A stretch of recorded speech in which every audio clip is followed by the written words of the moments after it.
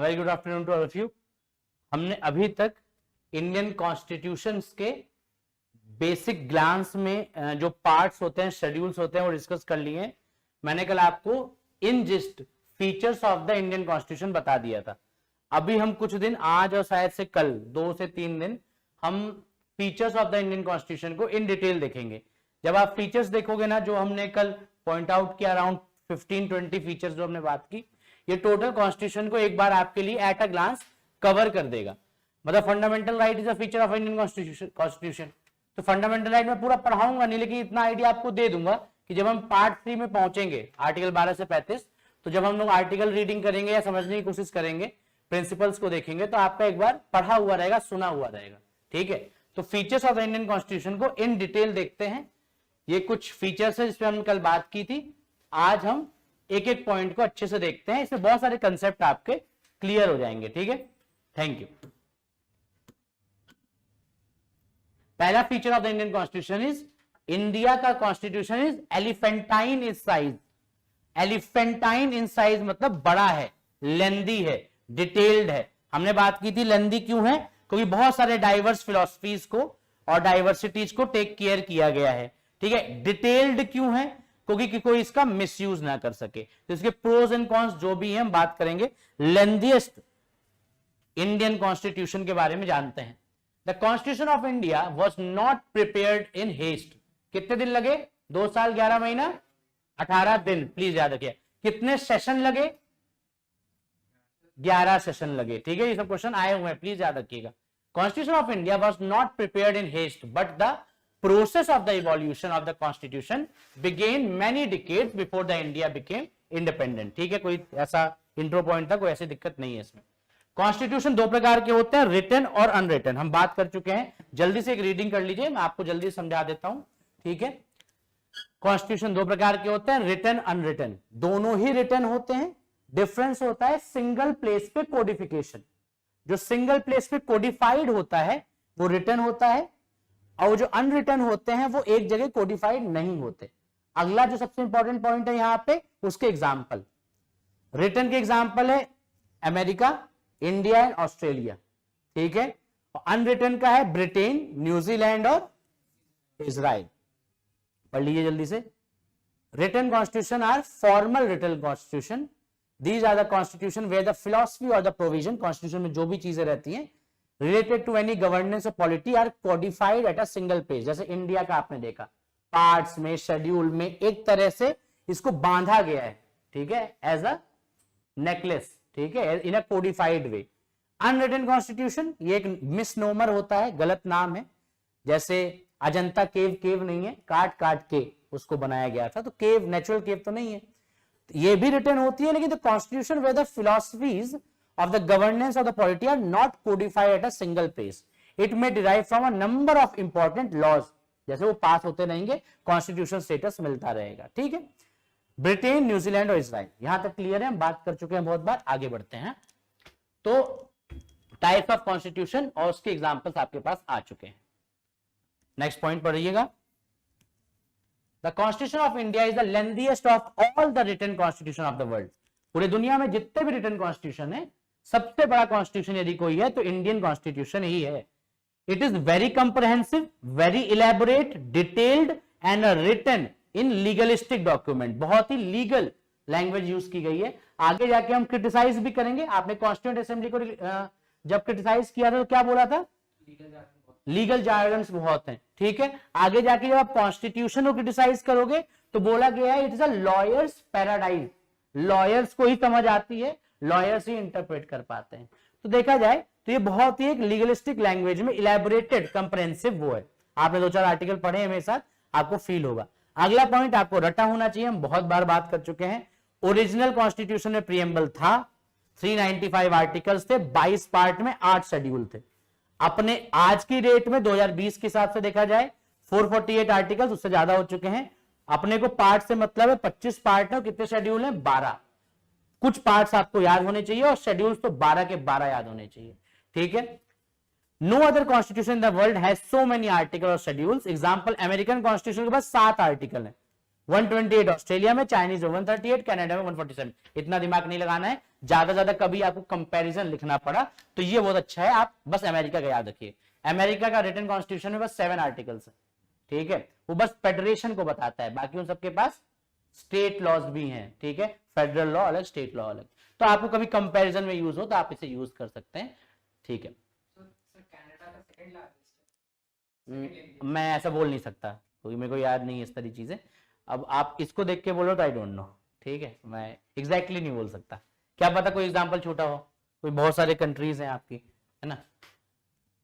Factor contributing the elephantine size of our constitution, मान लीजिए question आए, मान लीजिए कभी आपको प्रूव करना पड़े कि we needed a very elaborative and detailed comprehensive constitution, तो what was the need for it, ठीक है, कभी आपको जस्टिफाई करना पड़े, ठीक है, तो उसके कुछ पॉइंट्स आपको लिखे हुए हैं, समझते हैं। Constitution has been drawn from variety of sources, yes, 1919, 1935 और डिफरेंट ब्रिटिश लॉज से ड्रॉ किया गया है, और आगे जाके हम पढ़ेंगे भी बहुत सारी कंट्री के भी लॉज को, कॉन्स्टिट्यूशन को पढ़ के समझ के इस चीज को बनाया गया है, लेकिन इन द इंडियन वे। आप कभी ऐसा नहीं बोल सकते कि कॉपी पेस्ट किया गया है, एक क्वेश्चन आएगा आगे जाके, लेकिन ऐसा नहीं है, बहुत इंडियनाइज वे में कॉन्स्टिट्यूशंस को पढ़ के यूज किया गया है, ठीक है। जैसे एक एग्जांपल याद होगा आपको, ब्रिटेन में जो अपर हाउस होता है उससे पीएम नहीं बनता, लेकिन हमने बनाया है, इंडियनाइज वे में किया है। क्यों? हमारा ऐसा मानना था कि कभी कभी ऐसा हो सकता है कि काबिल आदमी इलेक्शन कभी ना जीत पाए, एग्जाम्पल अंबेडकर साहब, लेकिन his need is there in the executive, इसलिए राज्यसभा में यूज किया गया। जेटली जी, वो भी लोकसभा इलेक्शन नहीं जीत पाते तो राज्यसभा में बने, और उनका जो योगदान है in the Indian political history is huge, बहुत बड़े लॉयर भी रहे हैं, ठीक है। तो ऐसी चीजों के लिए आप सपोर्ट कर सकते हो। हमने इंडियन वे में लोगों को वैरायटी ऑफ सोर्सेज को पढ़ के यूज किया। ज्योग्राफिकल फैक्टर और डाइवर्सिटी आप समझ ही रहे हो, इस क्लास में इतनी डाइवर्सिटी है, हर जगह के लोग हैं, हर प्रकार के लोग हैं। सोचो हमको एक मध्य प्रदेश में एक बंगाली स्टूडेंट भी मिल गया, तो डाइवर्सिटी है बहुत बड़ी, ठीक है। चलिए, तो geographical factor, vastness of the country and it's diversity. उस समय जो सोशियो इकोनॉमिक कंडीशन थी कंट्री की, एक इलैबोरेटिव सोशल कुशनिंग देने की जरूरत थी। जब देश बहुत ही ज्यादा सोशली इकोनॉमिक बैकड्रॉप पे था तो कुशनिंग देनी है, कुछ और गलत ना हो पाए उसको रोकना है, गवर्नमेंट की पावर को लिमिट करनी है, उसमें कोई इफ एंड बट ना निकले तो हमको उस तरह से रिगार्डलेस पॉइंट्स यूज करने हैं, तो ये एक रीजन हो सकता है। हिस्टोरिकल फैक्टर, 1935 खुद ही एक बहुत बल्कि डॉक्यूमेंट था, उसी से कॉपी पेस्ट करना या उसी से ही करना, तो एक बहुत बड़ा रीजन, हिस्टोरिकल रीजन भी है हमारा एलिफेंटाइन साइज हो जाना। हमने स्टेट और सेंटर के एक ही सिंगल कॉन्स्टिट्यूशन लिखा है, पार्ट 5 यूनियन, पार्ट 6 स्टेट, और पार्ट 8 तुमने अभी बताया मेरे को यूनियन टेरिटरी। हमने सभी का ख्याल रखा है चैप्टर्स में, तो भाई अपने अपने बारे में इलैबोरेटिव पॉलिटी डिस्कस करना इज अ बल्कि थिंग, ठीक है। चलिए, हमने शेड्यूल एरियाज अलग रखी हैं, ट्राइबल एरियाज अलग रखी हैं, तो ये एक बहुत बड़े एक रीजन है। Dominance of the legal luminaries in the constituent assembly, constituent assembly में या हमारे फ्रीडम फाइटर में बहुत लोग बैरिस्टर थे और लीगल एरिया से आते थे, तो लीगल ल्यूमिनरीज में बहुत चीजें इफ और बट का ख्याल रखा जाता है। आप कॉर्पोरेट लॉ यदि जानेंगे, एक एक इफ बट पे ना पूरा कॉर्पोरेट लॉ चेंज हो जाता है, ठीक है। हाँ, कैसा रजिस्ट्रेशन करना है, मेरे रजिस्ट्रेशन में लिखा है कि आप नौकरी 3 महीने से पहले नहीं छोड़ सकते, उसमें भी लोग क्लॉज निकाल लेते हैं, बहुत सारी चीजें होती हैं। तो एक लीगल ल्यूमिनरी लैंग्वेज हमेशा ही बल्कि होती है। आप यदि कभी सुप्रीम कोर्ट की जजमेंट पढ़ोगे, जैसे अयोध्या वाला 150-60 पेज का जजमेंट होता है, ऐसा नहीं होता आपको लगता है कि जजमेंट ये हुआ, जो पढ़ते हैं लॉयर उनको 50-50, 100-100, 150 पेज का एक छोटा जजमेंट पढ़ना पड़ता है, सब रेफरेंसेस रहते हैं। Constitution contains not only fundamental principle of governance but also detailed administrative provision. हमारे कॉन्स्टिट्यूशन में बस प्रिंसिपल ऑफ गवर्नेंस नहीं है, साथ ही साथ एडमिनिस्ट्रेशन कैसे चलेगा उसके एक एक प्रोविजंस भी डिटेल में बताए गए हैं, प्रोसीजर बताए गए हैं। जब प्रोसीजर बताओगे कि बिल कैसे पास होना है, सिटीजनशिप कैसे देनी है, कैसे लेनी है, तो बल्किनेस बढ़ेगी, ठीक है। अच्छा, चलिए, तो ये कुछ फैक्टर्स हैं, आपको मैं समझा रहा हूं, आप लोग देखते रहिएगा। The constitution makers ensured that no element of uncertainty was left, underline कर लीजिएगा। B.R. अम्बेडकर की कॉन्स्टिट्यूशनल डिबेट में भी ये बात कही गई है, वो लोग चाहते नहीं थे कि इसका मिसयूज हो पाए, तो इसीलिए उन्होंने क्या किया कि डिटेल्ड कॉन्स्टिट्यूशन वर्ड कॉन्स्टिट्यूशन लिया। It codifies in detail the relationship between union and state, अलग से दिया हुआ है, आप सभी को पता है, ठीक है। State interest and contain both justiciable, जिसके लिए हम जुडिशरी जा सकते हैं, नॉन जस्टिसिएबल जो जुडिशरी नहीं जा सकते। लेकिन इंपॉर्टेंट क्यों है, यदि आपके कॉन्स्टिट्यूशन में कुछ चीज लिखी है जो जस्टिसिएबल ना भी हो, मतलब लेकिन उसका यह तो हो सकता है कि सबसे इंपॉर्टेंट थी इसलिए इंक्लूड की गई, ठीक है, जो आपको याद रहे, जैसे डीपीएसपी इंपॉर्टेंट है, मान लो नहीं रखी जाती तो लोग भूल गए होते अभी तक, ठीक है। तो जस्टिसिएबल हो कि नॉन जस्टिसिएबल हो, फंडामेंटल ड्यूटीज राइट्स और डीपीएसपी की तरह आप देखिए सभी चीज को एक डॉक्यूमेंट में रखा गया है। As the constitution is not only a legal document but an instrument of social change, ये बहुत अच्छा पॉइंट है, पढ़िएगा इसको। It has to be detailed document in order to ensure that it stands the test of any situation in future. Also the care has been taken to ensure that constitution is not subverted, मतलब कमजोर ना किया जा सके, ठीक है, कम ना किया जा सके, और perverted by any future government. There are numerous inbuilt constitutional safeguard. तो ये पॉइंट याद रखिएगा। एक डिटेल्ड लीगल डॉक्यूमेंट होने के अलावा ये एक ऐसी डॉक्यूमेंट है जिसमें सोशल चेंज भी बताया गया है, आगे जाके ग्राम पंचायत आएगा, यूसीसी लाना है, सोशल जस्टिस इंश्योर करनी है, रिजर्वेशन के थ्रू करनी है, बहुत सारी चीज सोशल कुशनिंग की गई है, ठीक है। तो इसको करने के लिए थोड़ा एक वॉल्यूमस इंक्रीज कर हो गया हमारा इंडियन कॉन्स्टिट्यूशन, और इसमें पूरे पूरे कॉन्स्टिट्यूशनल सेफगार्ड्स हैं जिससे इसका मिसयूज ना हो पाए। एक बार मिसयूज हुआ इमरजेंसी का, प्रोविजन चेंज किए गए, पहले ऐसा होता था मिसयूज कर दिया गया, किसी एक दो लोग के बोलने पे इमरजेंसी लगा दी देश में, आज की डेट में चेंज करके इन रिटर्न देना पड़ेगा, वो भी किसको, कैबिनेट को। तो हम चेंज कर रहे हैं, मतलब हमारा कॉन्स्टिट्यूशन हमेशा सुप्रीम रहे, बहुत सारे सेफगार्ड लाने के चक्कर में हमारा रिटन कॉन्स्टिट्यूशन लेंदी हो गया। तो that's a support for a lengthy written constitution. तो ये दो पॉइंट प्लीज याद रखिएगा दिमाग में, इतना बड़ा मत लिखिएगा, छोटा लिखिएगा, आपको समझाने के लिए इतना दिया।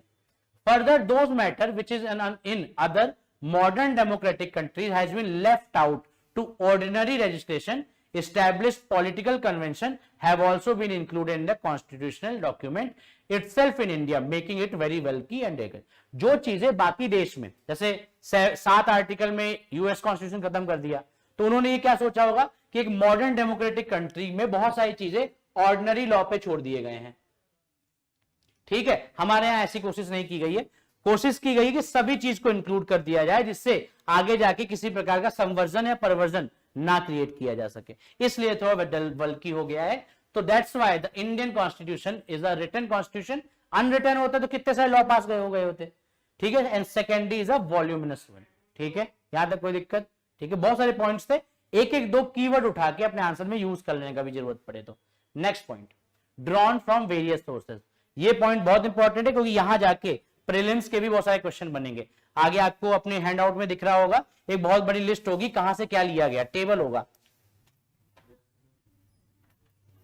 ये टेबल अपने में कल का आधा घंटे का एमसीक्यू टेस्ट हो सकता है कायदे से, ठीक है। तो आज जैसे पूछा मैंने आपको एमसीक्यू, कल भी पूछूंगा, तो वेरी इंपॉर्टेंट पॉइंट, ठीक है। यहां पे वही बात उठेगी जो आप कहोगे कि अंबेडकर जी को बोला गया, कॉपी पेस्ट किया आपने, लेकिन फिर इंडियनाइज्ड वे वाला एक डॉक्यूमेंट आएगा आपके पास। चलिए पढ़ते हैं। The Indian Constitution has borrowed various provision philosophies from various countries and modified them according to the suitability and the requirement of the country. ये वर्ड यूज कीजिएगा कभी भी आपको इसका क्रिटिकल एनालिसिस आए तो। The country's founding father were wise enough to borrow good feature from the different nation and mold a constitution that best suits India. ठीक है, हमने कॉपी पेस्ट किया होगा, हमने आइडिया बोरो किया होगा, लेकिन हम लोग बहुत वाइज थे कि अच्छे फीचर्स को इंक्लूड करना है, ठीक है। चलिए, the constitution of India has been borrowed most of its provision from the various countries और the constitution as well as the 1935 act. Out of 321 provision of 1935 act, 250 has been included in Indian constitution. इसलिए मैंने आपको कहा 1935 का अपना पूरा का पूरा आर्टिकल या एक्ट आपके लिए इंपॉर्टेंट हो जाता है, क्योंकि आपने वहां भी देखा federation, supreme court, powers, the list, ठीक है, डायरकी, ये सब चीज आप कहीं ना कहीं देख रहे हैं। तो प्लीज याद रखिएगा, सबसे बड़ा जो हमारा बेड रॉक इंडियन कॉन्स्टिट्यूशन का है वो 1935 एक्ट इटसेल्फ है, ठीक है। इसीलिए मैंने आपको 2 से 4 दिन हिस्टोरिकल पर्सपेक्टिव पढ़ाया, 1935 पहुंचना जरूरी था, ठीक है। नेक्स्ट चीज बहुत इंपॉर्टेंट है, ये क्वेश्चन आ जाता है कभी कभी, देख लीजिएगा, अंडरलाइन कर लीजिएगा। B R Ambedkar proudly acclaimed that the Constitution of India has been framed after ransacking all the known constitution of world। खुद अपने कॉन्स्टिट्यूशन डिबेट में अंबेडकर साहब ने बोला कि दुनिया में जितने भी कॉन्स्टिट्यूशन है उन सबको खंगाल के मैंने इस कॉन्स्टिट्यूशन को बनाया है, ठीक है, और मैं बहुत प्राउडली एक्लेम करता हूं इसको, ठीक है। दूसरों की गलती या दूसरों की अच्छी चीज से सीखना चाहिए, ठीक है। तो यही चीज आपको भी करना है अपने लाइफ में, ठीक है। तो इस चीज को हमेशा याद रखिएगा, कभी भी क्वेश्चन आए कि Indian constitution is a borrowed product, comment, analyse, तो use this thing in the last. खुद अंबेडकर जी ने बोला है very much proudly acclaiming this कि मैंने पूरा खंगाल के बनाया है, फुल प्रूफ बनाया है, कोशिश की है फुल प्रूफ बनाने की, ठीक है। चलिए, Indian constitution has often been regarded as example of plagiarism, copy paste, ठीक है, जो आप लोग करते हैं। आप लोग अपने कॉलेज में वो बनाते हो ना रिपोर्ट, तो उसमें होता है तो कॉपी पेस्ट है, विकिपीडिया लेके आ गया एक्सरसाइज। बैग ऑफ बोरोइंग, हाँ फिर तुम लोग यूज करते हो, जानता हूँ, सॉफ्टवेयर बहुत है। बैग ऑफ बोरोइंग कहाँ है, कुछ नहीं है, 15-20 बोरोइंग को लाके तुमने पटक दिया, ठीक है, कॉपी पेस्ट, ठीक है। But nobody holds copyright on the idea of constitution, governance और anything, and our founding father choose to incorporate what they found most suitable and appropriate in those days, which is still relevant and is very futuristic। इस चीज को आप अपने conclusion में use कर सकते हो कि ठीक है, we are a part of bag of borrowing, लेकिन चीजें इतनी फ्यूचरिस्टिक और रेलिवेंट है जो आज तक चल रही हैं, ठीक है, और जो चेंजेस इंपॉर्टेंट है फ्यूचर में वो किए जा रहे हैं। This is one of the reason why this most intricately crafted document has not only survived 75 years but has come a living reality when so many other constitutions have been perished with the paper they were written on, ठीक है। बहुत सारे संविधान change हुए, अभी हाल में नेपाल का संविधान फिर से लिखा गया, म्यांमार का तो आप जानते हो क्या हाल था, मिलिट्री रूल था।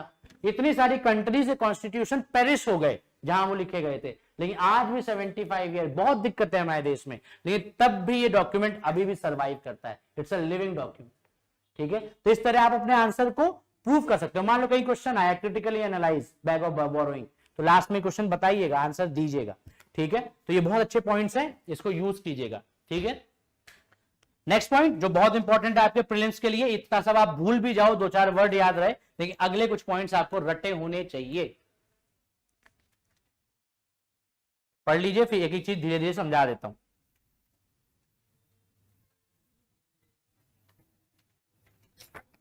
आप सभी को पता है सबसे ज्यादा हमने कहीं से कहीं बोरो किया है या स्मार्टली बोरो किया है, वर्ड यूज कर सकते हैं हम, दैट इज 1935 का एक्ट।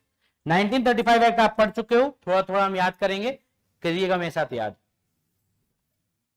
1935 में फेडरल स्कीम आई थी, आज भी हम फेडरेशन है, यूनियन और टेरिटरीज के एंड स्टेट्स के, ठीक।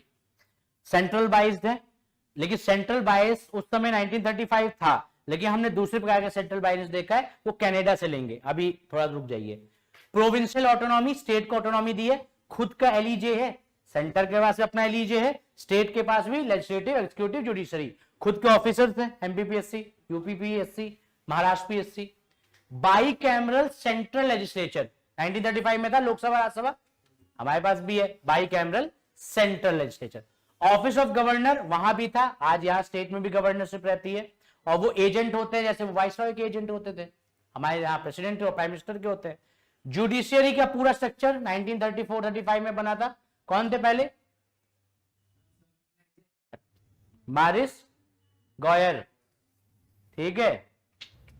पब्लिक सर्विस कमीशन आया था 35 एक्ट में,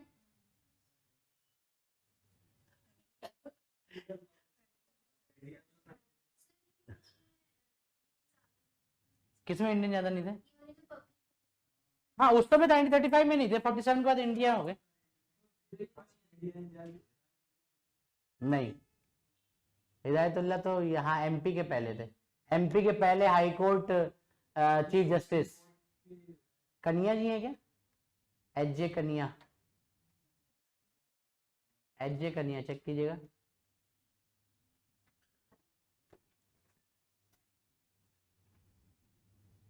तुम आज भी नहीं लाई?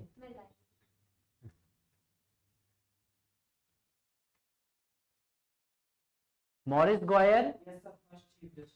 गॉयर फर्स्ट थे, और फर्स्ट इंडियन कौन थे जज सुप्रीम कोर्ट के? एच.जे. कनिया। आज के यू ललित साहब 49। एम हिदायतुल्लाह साहब एमपी के पहले chief justice of MP high court, Jabalpur के थे। हाँ, और लास्ट नागपुर के थे। कोई नागपुर से ही हम सुप्रीम कोर्ट के, ये जो मैंने एच.जे. कनिया बताया पहले इंडियन। हाँ, और पहले फर्स्ट थे आपके मॉरिस गॉयर, फर्स्ट इंडियन थे एच.जे. कनिया।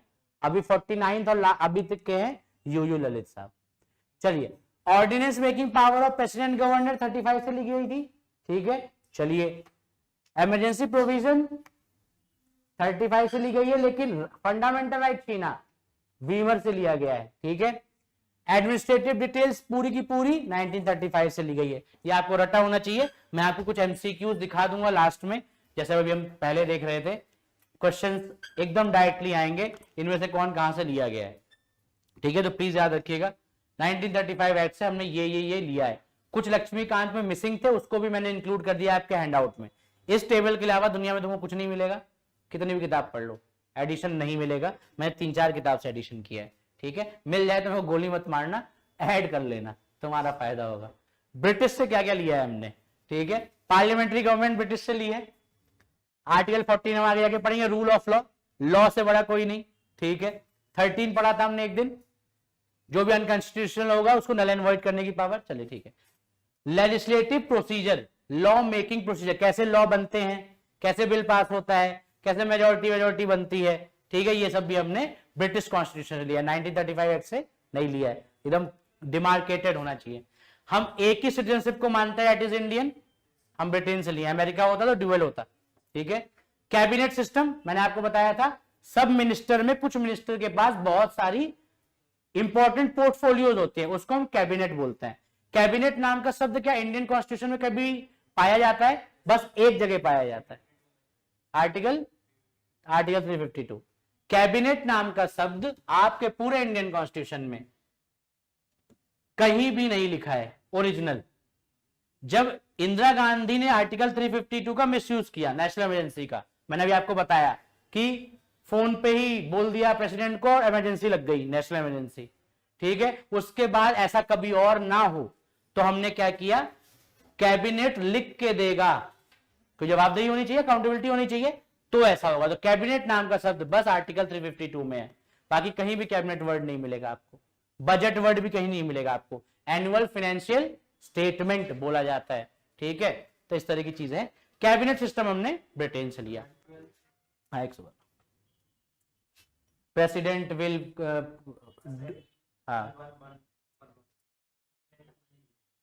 मतलब मनी बिल,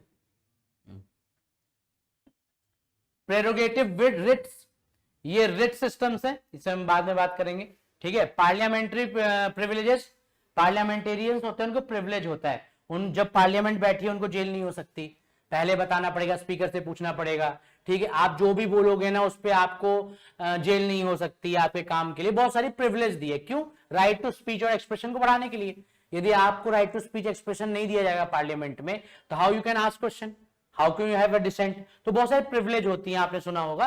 तो ये पार्लियामेंट्री प्रिविलेज भी यही चाहिए। बाइकैमरलिज्म, 2 हाउस, 1935 या दोनों से। स्पीकर की इंस्टीट्यूशन और उसके रोल, आपको पता है स्पीकर का क्या रोल होता है, और प्रोटेम स्पीकर भी हमने समझा। प्रोटेम स्पीकर कहां से लिया गया है? फ्रेंच कन्वेंशन से लिया गया है। सीएजी की पोस्ट, जितना आपने खर्च कर दिया है उसकी ऑडिटिंग इंपॉर्टेंट है, कि भाई जो खर्च किया उसके बिल कहां है, मैच हो रहा है कि नहीं हो रहा है, मतलब चेक करना जो खर्चे हुए हैं, ये इसके काम होता है। कॉन्स्टिट्यूशनल पोस्ट है, संविधान ने बनाई है, और इसके बारे में आपने शेड्यूल्स में भी देखा है। हाँ भाई,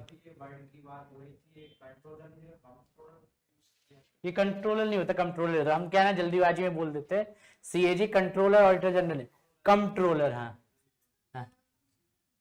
मैं बताया ना, ऑडिटर होता है, ऑडिट करता है, जो भी खर्चे हुए ना उसकी ऑडिटिंग करता है। एक होता है अकाउंटिंग, जो खर्चे उसे अकाउंट में डालना, एक होता है अकाउंट को चेक करने वाला, तो ऑडिट करता है, ऑडिटिंग।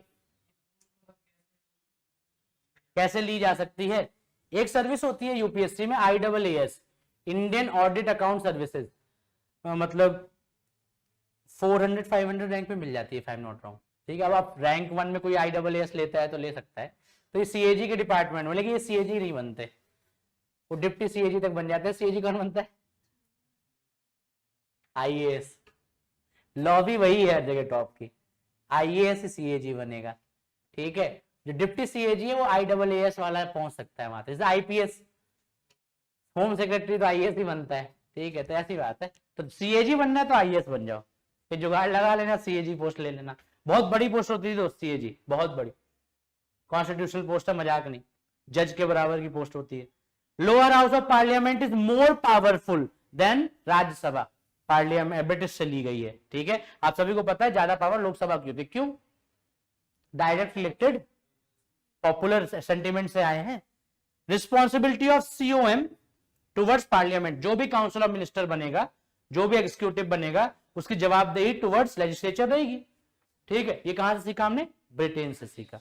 ठीक है, तो ये सब रटा होना चाहिए आपको। ठीक है, मैंने बेसिक समझा दिया, बाकी ये टेबल तो रटना आपकी जिम्मेदारी है। यूएस कॉन्स्टिट्यूशन से क्या बोरो किया है हमने। ठीक है, रिटन कॉन्स्टिट्यूशन, क्या यूके रिटन कॉन्स्टिट्यूशन है? नहीं, तो बोरो करने का मतलब ही नहीं बनता। तो written constitution. Fundamental rights, bill of rights थे अमेरिका के, उसी से हमने नेचुरल राइट्स को समझा और फिर हमने फंडामेंटलाइज किया अपने इंडियन कॉन्स्टिट्यूशन में। जुडिशरी इंडिपेंडेंट रहेगी और वहां पार्लियामेंट सॉवरेन रहेगी। तो यहां पे स्टार्ट हुआ कहानी, independence of judiciary. Judicial review, power of judiciary to review any law और executive order and to prove it null and void यदि वो कॉन्स्टिट्यूशन के खिलाफ हो, जैसे जुडिशियल रिव्यू। बहुत बार आप देखते हो ना, कोई लॉ आता है उसको जुडिशरी क्वेश्चन कर देते हैं आप लोग। ठीक है, तो जुडिशियल रिव्यू वाला है। इंपीचमेंट ऑफ प्रेसिडेंट मतलब होता है रिमूवल ऑफ द प्रेसिडेंट। लेकिन देश की या स्टेट की सबसे बड़ी पोस्ट है ये, कॉन्स्टिट्यूशनल हेड पोस्ट है ये, तो यहां रिमूवल वर्ड यूज नहीं किया जाता, बाय रिस्पेक्ट तो हम वर्ड यूज करते हैं इंपीचमेंट।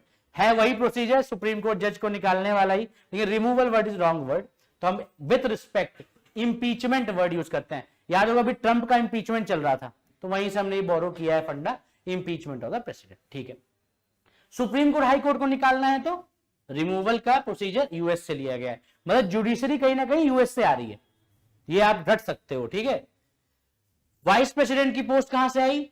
यूएस से। प्रीएम्बल सबसे पहले किसने लिखा था? यूएस से। इलेक्टोरल कॉलेज, यदि आपको याद होगा जब हम गवर्नमेंट ऑफ इंडिया के एक्ट्स भी पढ़ रहे थे, तो कुछ लोग जो ट्रेड यूनियन के पार्ट थे, यूनिवर्सिटी के पार्ट थे, उससे एक इलेक्टोरल कॉलेज बनती थी और वही लोग इलेक्शन करते थे। आज की डेट में तो ये नहीं होता, लेकिन आपकी प्रेसिडेंट बनाने के लिए एक इलेक्टोरल कॉलेज बनती है।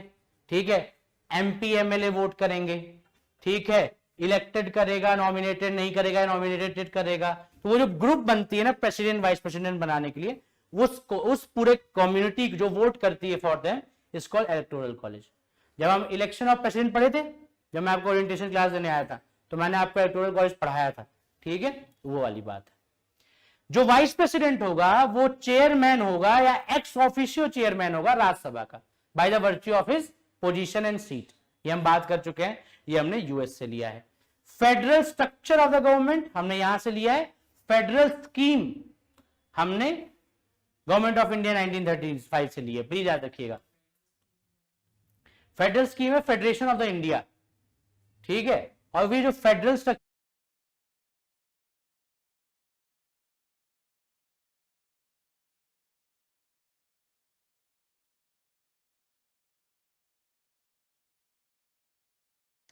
Separation of the 3 branches, legislature, executive और जुडिशरी, यूएस में एकदम एयर टाइट अलग होते हैं। लेजिस्लेचर अलग, एग्जीक्यूटिव अलग, जुडिशरी अलग। लेकिन हमारे यहां लेजिस्लेचर वाला ही एग्जीक्यूटिव बनता है ना। तो कुल मिला के हमने जो सेपरेशन ऑफ पावर 3 ब्रांचेस की है एलईजे की, वो यूएस से ली है, लेकिन एयर टाइट नहीं है, अपने इंडियनाइज वे से की है। कोई हम पार्लियामेंट्री फॉर्म ऑफ गवर्नमेंट है, ऐसा होता तो प्रेसिडेंशियल फॉर्म ऑफ गवर्नमेंट हो जाती। तो हमने लिया है लेकिन इंडियनाइज वे से लिया है। ठीक है, तो प्लीज याद रखिएगा, separation of power between the LEJ, the 3 branches is from US government.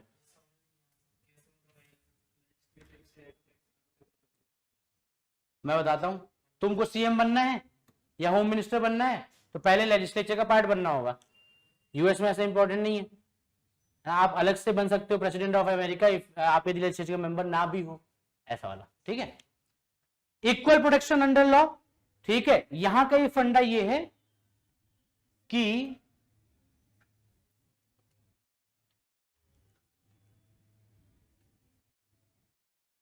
आपको कैसे समझाया जाए,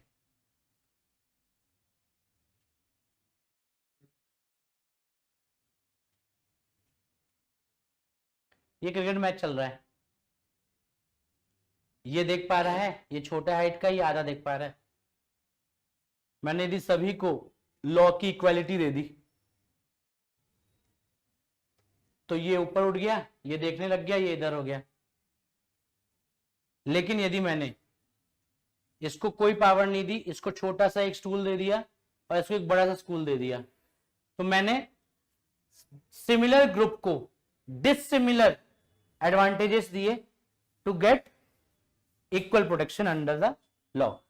राइट टू इक्वलिटी ये कहती है कि सबको इक्वल कर लो, लेकिन सबको इक्वल करने में इस तरह वेस्टेजेस भी हो सकते हैं, ठीक है। लेकिन सिमिलर ग्रुप को सिमिलर, मतलब SC STs OBCs को एक जैसा समझ के रिजर्वेशन देना और जनरल को ना देना।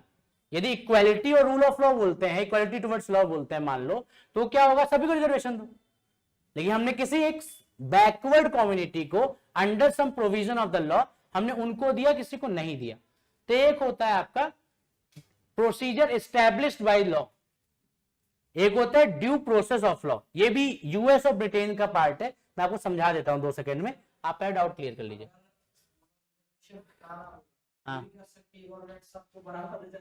हाँ तो वो तो नेगेटिव हो गया ना वो तो एक सेम ही बात हो गई। हमारे यहाँ दोनों है दोस्त, इक्वालिटी इक्विटी दोनों होता है।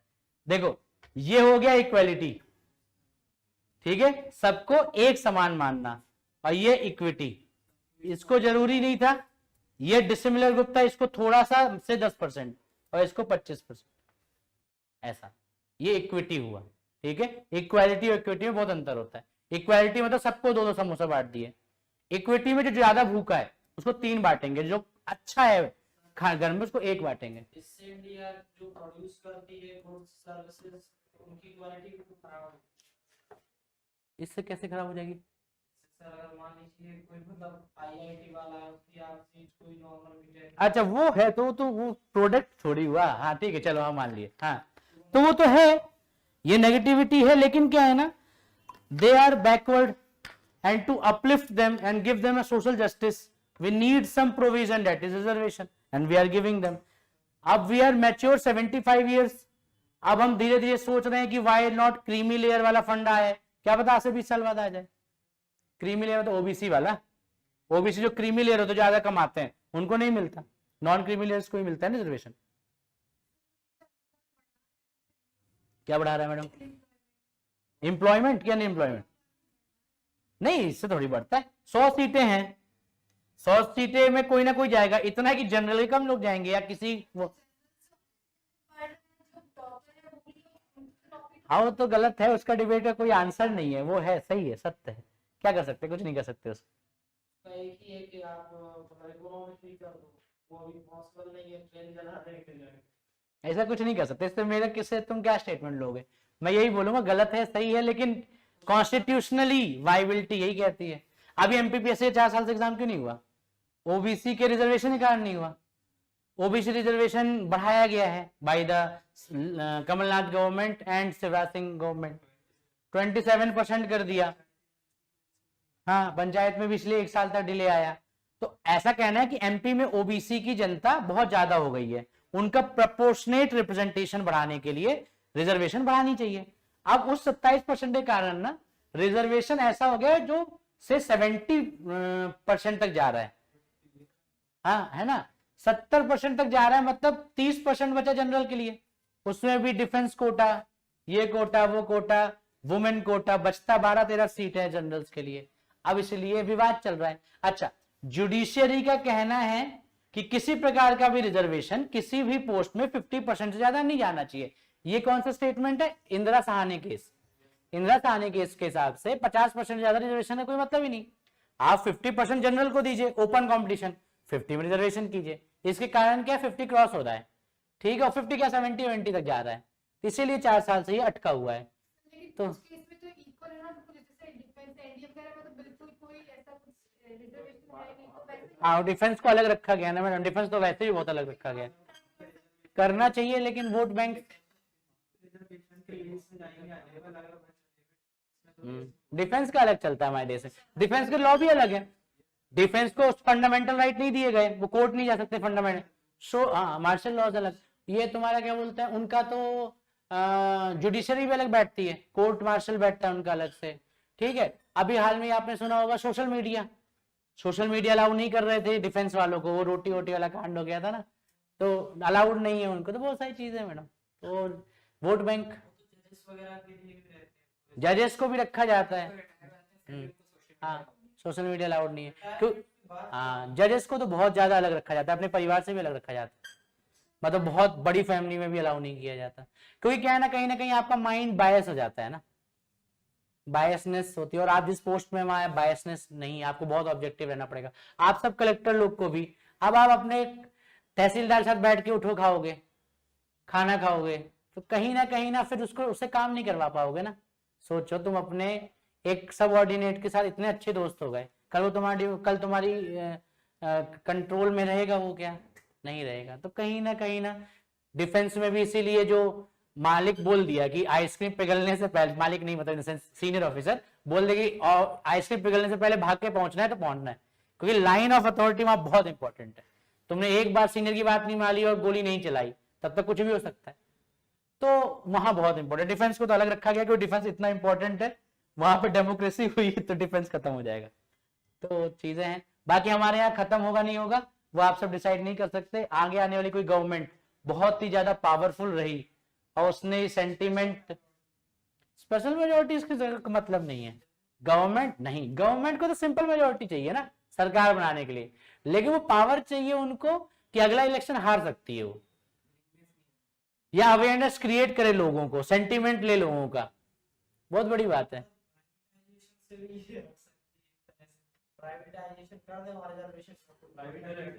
तो हो ही रहा है आज की डेट में, गिग इकोनॉमी, आधा ज्यादा फ्रीलांसिंग हो रही है, गवर्नमेंट प्राइवेट में चेंज हो रही है।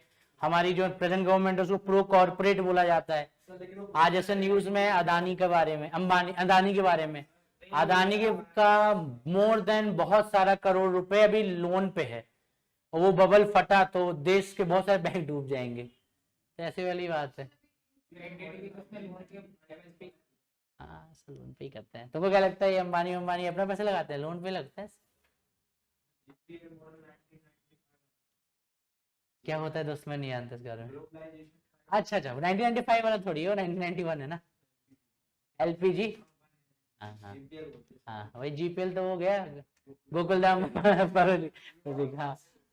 चलो कमिंग बैक, ठीक है। अच्छा, मैं आपको बता रहा था due process of law is और प्रोसीजर एस्टैब्लिश्ड बाय लॉ, समझना। मैं आपको दिखा भी देता हूं, ड्यू प्रोसेस ऑफ लॉ हमने किससे लिया है, यूएसए से। प्रोसीजर एस्टैब्लिश्ड बाय लॉ हमने लिया है जापान, दिख रहा है तुमको कहीं, जापान से यूके ने लिया, यूके से कहीं ना कहीं हम बोरो कर लिए, लेकिन जापान ही टिक करिएगा। Procedure established by law is a Japanese concept. और अभी हम यहां पढ़ रहे थे तो वापस आ जाते हैं ड्यू प्रोसेस ऑफ लॉ। उससे 1 मिनट पहले मैं आपको ये पढ़ा देता हूं। मैंने आपको इक्वल प्रोटेक्शन अंडर लॉ देख लिया, फिर हमने बात किया president as supreme commander of arm force.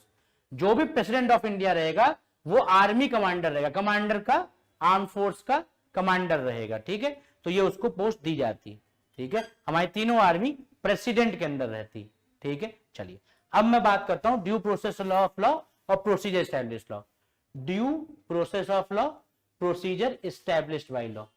Due process US से लिया है, प्रोसीजर एस्टैब्लिश्ड बाय लॉ कहां से लिया है, जापान से लिया है। यहां क्लियरिटी आई। अब आगे देखिए मेरी बात सुनिएगा। ड्यू प्रोसेस ऑफ लॉ और प्रोसीजर एस्टैब्लिश्ड बाय लॉ में अंतर क्या है। यदि कोई पार्लियामेंट लॉ बनाती है और सभी procedure that has been established by the constitution has been followed, procedure established by law, जो भी प्रोसीजर है फॉलो किया गया है, और वो कोई भी इंटेंशन लेके आए, नेगेटिव और पॉजिटिव, यदि the procedure has been followed, वो ट्रुथ है। वो एक्ट है।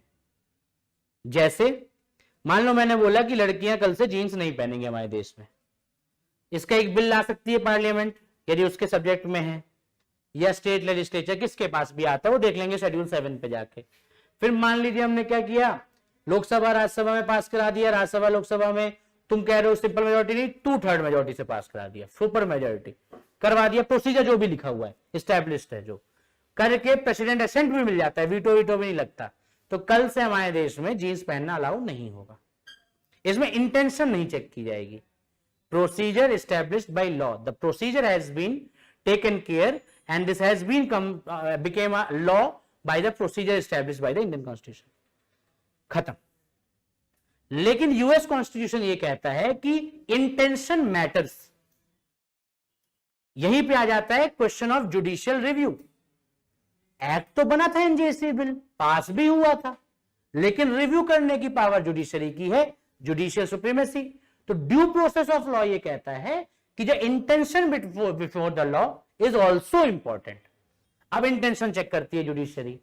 लड़कियों का जीन्स पहनना ये उनका फंडामेंटल राइट है, ठीक है, और ऊपर से आप लड़कियों को जीन्स क्यों नहीं पहनने दे रहे हैं, ठीक है, राइट टू वियर, जब तक वो पब्लिक मॉरलिटी के हिसाब से हो, ठीक है, तब तक तो ठीक ही है, same it goes for the boys too, ठीक है। तो intention before this law is not good, the fundamental right has been abridged with it. So आज से ये लॉ नल एंड वॉइड हो जाता है और ये लॉ वापस आ जाएगा। तो due process of law is a US concept, judicial interpretation को थोड़ा जिंदा करता है, ठीक है, और यहां पे इंटेंशन मैटर करते हैं। लेकिन procedure established by law Britain में is a constitutional supremacy, judiciary कोई रखता भी नहीं है, जो लॉ बन गया वहां पे, यदि आपको पता होगा एक फैक्ट है, अब ये लॉ है कि नहीं है वो मैं नहीं बता रहा आपको, बस फैक्ट बता रहा हूं, वहां की रानी पब्लिक प्लेस में ग्लोव्स उतार नहीं सकती, ये प्रोटोकॉल है उनका, कोई भी रीजन हो, शायद से वो होगी कोई डीएनए प्रिंट ना ले ले फालतू फालतू, जो बहुत सारे रीजन हो सकता है, तो वो नहीं उतार सकती। तो रानी जो सबसे बड़ी बॉडी है उसको भी ये मानना पड़ता है। तो the thing is intention will never be checked. इसलिए आपने देखा होगा जो किंगडम ऑफ ब्रिटेन है उसमें जो अभी जो न्यू वुमेन ऐड हुई है और इसका जो नाटक चल रहा है, उससे पहले एक और वुमेन थी, ठीक है, उनकी तो शायद से कहते हैं कि कत्ल हो गया या जो भी हो गया, ठीक है, जो भी, हम इसमें नहीं जाएंगे बीच में, डायना, प्रिंसेस डायना, ठीक है, तो हम ऐसा कोई नाम हम नहीं ले रहे हैं, लेकिन the thing is there are something that is not questioned, ठीक है। तो ये इस तरह की चीजें होती है। तो ब्रिटेन में या जापान में, Japan is a very strict country देखा जाए for the country nations patriotism, तो वहां procedure established by law, if the procedure has been followed, सत्य है, टीचर किया तो सही किया होगा, इंटेंशन चेक नहीं किया जाएगा टीचर का, ठीक है। तो ड्यू प्रोसेस और प्रोसीजर एस्टैब्लिश समझ आ गया। तो यहां पे हमने क्या कंसेप्ट समझा जो बाद में फिर आएगा जब हम पढ़ेंगे चीजों को। अभी आपने इक्वालिटी, इक्विटी समझ लिया और ड्यू प्रोसेस और प्रोसीजर एस्टैब्लिश्ड बाय लॉ समझ लिया। चलो भैया आगे चलते हैं, कोई डाउट नहीं है ना। अब आते हैं आयरिश, आयरलैंड से क्या क्या लिया आपने, देख तो दारू ली नहीं, दारू नहीं ली ठीक है, फेमस है ना आयरलैंड की, क्या स्विट्जरलैंड की, स्कॉटलैंड की ना, ये देखो, हाँ आयरिश भी फेमस है। चले जाओ, कमिंग बैक, डीपीएसपी, गवर्नमेंट की जिम्मेदारियां जो डायरेक्टिव प्रिंसिपल्स हैं, डीपीएसपी पार्ट बता दो भगवान के लिए। हमने कहां से ली, आयरलैंड, आयर्स से ली। राज्यसभा को नॉमिनेट किया जाएगा, इलेक्ट नहीं किया जाएगा, राज्यसभा में नॉमिनेशन ऑफ द मेंबर्स होंगे, ठीक है, वो कहां से लिया गया, आयरिश से। प्रेसिडेंट किस तरह से इलेक्ट होगा, वो कहां से लिया, आयरिश कॉन्स्टिट्यूशन से, ठीक है। प्रेसिडेंट चीफ कमांडर होगा आर्मी का, वो कहां से लिया गया, यूएस से। चलिए, कनाडा से क्या लिया गया, federation with a strong centre, quasi federal, झूठा मोटा फेडरेशन, ठीक है। हमने फेडरल स्कीम तो वहां से ले ली कि फेडरेशन होंगे, लेकिन फेडरेशन कनाडा का स्ट्रॉन्ग सेंटर है, सेंटर्ड बायस्ड है, हमारे यहां भी वैसे ही है। हमने कनाडा का क्वाजी फेडरेशन या फेडरेशन विद स्ट्रॉन्ग सेंटर लिया है, ठीक है, याद रखिएगा। फेडरेशन होता है स्टेट यूनियन का एक जो यूनियन होता है, और इसमें कभी यहां स्टेट और यूनियन में लड़ाई हुई तो कौन जीतेगा, हाँ बायस्ड हो तुम ना, फेडरेशन बायस्ड। जैसे अरे जम्मू कश्मीर छोड़ो, मैं वो बता रहा हूँ। कैबिनेट मिशंस में आप देख रहे थे वीक सेंटर बनाया जा रहा था, तो फेडरेशन विथ वीक सेंटर है ना, तो हम स्ट्रॉन्ग सेंटर है, यूनिटरी बायस्ड है। मान लो इमरजेंसी लगेगी तो कौन पावरफुल होगा? पार्लियामेंट ऑफ इंडिया है ना, प्रेसिडेंट, ठीक है। तो इस तरह ये wasting of residuary power in the centre, जो चीजें छूट गई हैं और यदि उसमें क्वेश्चन आए कि स्टेट के पास है कि सेंटर के पास है, ये कनाडा से लिया है हमने। रेसिड्यूरी पावर्स ऐसी पावर्स है जो state list, union list, concurrent list में नहीं लिखी हुई है, कुछ छूट गई होंगी। जैसे कोविड सिचुएशन कौन देखेगा? सेंटर देखेगा। हाँ ये मैंने बताया था, यही चीज है। Appointment of state governor bye centre, देखो एक क्वाजी फेडरल स्कीम है, यूनिटरी बायस। जब आपके स्टेट का गवर्नर कौन अपॉइंट कर रहा है? सेंटर, तो वो उसके तरफ तो रहेगा ही एजेंट, ठीक है। तो ये एक और कैनेडियन स्ट्रक्चर, तो याद रखना Canadian is strongly biased towards centre. Advisory jurisdiction of supreme court, उस दिन जब बात कर रहे थे हम लोग, appellate power, original power, advisory power, supreme court की पावर कि वो प्रेसिडेंट को एडवाइज कर सके, एडवाइजरी जुरिस्डिक्शन। ये कहां से लिया आपने? कनाडा से। जितना ज्यादा लेट करोगे रिवीजन में उतना ज्यादा डेटा बढ़ता जाएगा क्लास के साथ। बहुत डेटा हो गया, तुमको एक एक दिन का याद नहीं तो 20 दिन का कैसे याद करोगे? प्लीज रखिए ये पूरी टेबल अपने में क्वेश्चन है, मैं आपको एमसीक्यू करवा दूंगा। घटना चक्र में पूरा टॉपिक है ये, 70-80 क्वेश्चन होंगे आए हुए आज तक, तो भैया कर लेना। ऑस्ट्रेलिया से क्या लिया? Concurrent list. ऐसे लिस्ट जिसमें स्टेट और यूनियन दोनों बना सकता है, लेकिन दोनों बनाएगा तो कौन जीतेगा? क्यों? Unitary wise. इस तरह आपको समझना पड़ेगा। चलो भैया, ट्रेड कॉमर्स इंटरकोर्स, इंटरकोर्स मतलब एक जगह से दूसरे जगह जाना, वो वाला नहीं, ठीक है। ये सब between the country and between the state. UP से बिहार, बिहार से झारखंड, ऐसे करके एक गाड़ी जाती है, तो ट्रेड एंड कॉमर्स में इंटर कोर्सेज भी रहते हैं बिटवीन स्टेट्स, इन सब की फ्रीडम, ठीक है। तुम लोग का दिल बहुत साफ है, मैं जानता हूं, मैं ही गलत सोच रहा था। 2 house of parliament, 2 house of parliament मतलब लोकसभा और राज्यसभा की ज्वाइंट सिटिंग। ये जो आइडिया आया ये कहां से आया हमारे पास? Australian constitution. अब बताओ, पहले तो हमारा भाई नीरज बताएगा कि बताओ आर्टिकल किसका है। आर्टिकल बताओ। 108 आर्टिकल 108 में एक चीज लिखी हुई है कि प्रेसिडेंट का यदि मन करे तो दोनों पार्लियामेंट को, लोकसभा राज्यसभा को ज्वाइंट सिटिंग के लिए बुलाया जा सकता है। कहां बुलाया जाएगा? वो सेंट्रल हॉल में, जहां पे पहली मीटिंग हुई थी, यदि मैंने आपको बताया था कि लोकसभा अलग बैठा, राज्यसभा अलग बैठता है। अब जगह इतनी होनी चाहिए दोनों बैठ सके, तो सेंट्रल हॉल में इतनी जगह है। अब नए पार्लियामेंट में तो बहुत ज्यादा जगह है। क्यों बुलाएगा? डेडलॉक। जब कभी किसी बिल पे डेडलॉक हो जाए, ठीक है, तब प्रेसिडेंट को लगा ये इंपॉर्टेंट है, यदि प्रेसिडेंट को लगता है तो प्रेसिडेंट दोनों को एक साथ बुला लेगा, ठीक है। और वहां पे होगा democracy, debate, dissent and discussions. अब यहाँ पे बहुत सारे पॉइंट है, मैं ये वाला 108 आर्टिकल यही पढ़ा देता हूँ आपको बेसिक, ठीक है। हम फिर पार्लियामेंट में पढ़ेंगे तो मैं याद दिलाऊंगा कि आज से कुछ महीनों पहले, फिर तुम बोलोगे नहीं सर ऐसा कुछ हुआ नहीं था, ठीक है, तो फिर मैं फिर पढ़ाऊंगा, कोई बात नहीं। तो द थिंग इज, समझिएगा मेरे को, पहला चीज जो नीरज ने बोला डेडलॉक। डेडलॉक कब हो सकता है तुम्हारे हिसाब से?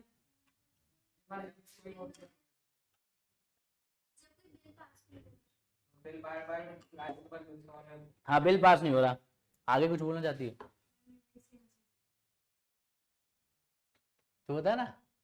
डेडलॉक तभी हो सकता है, हाँ दोनों के मतलब इक्वल हो कि कोई एक भी ना कर पा रहा, डिसाइड करना आगे जा। हाँ, ऐसी पावर जहां पे लोकसभा राज्यसभा की पावर इक्वल हो तभी डेडलॉक होता है। एक चीज बताओ, तुम्हारी और मेरी पावर इक्वल है क्या? नहीं, मेरी पावर ज्यादा है, तो डेडलॉक कभी हो ही नहीं सकता हमारे तुम्हारे बीच में। क्यों? तुम बोलोगे क्लास संडे को नहीं होगी, मैं कल लिख दिया होगी, अब तो 8 घंटे होगी, आना पड़ेगा, पावरफुल हूं मैं। लेकिन ऐसा कोई पोजीशन जहां तुम भी पावरफुल हो इक्वल और मैं भी, ऐसी जगह पे ही डेडलॉक होता है।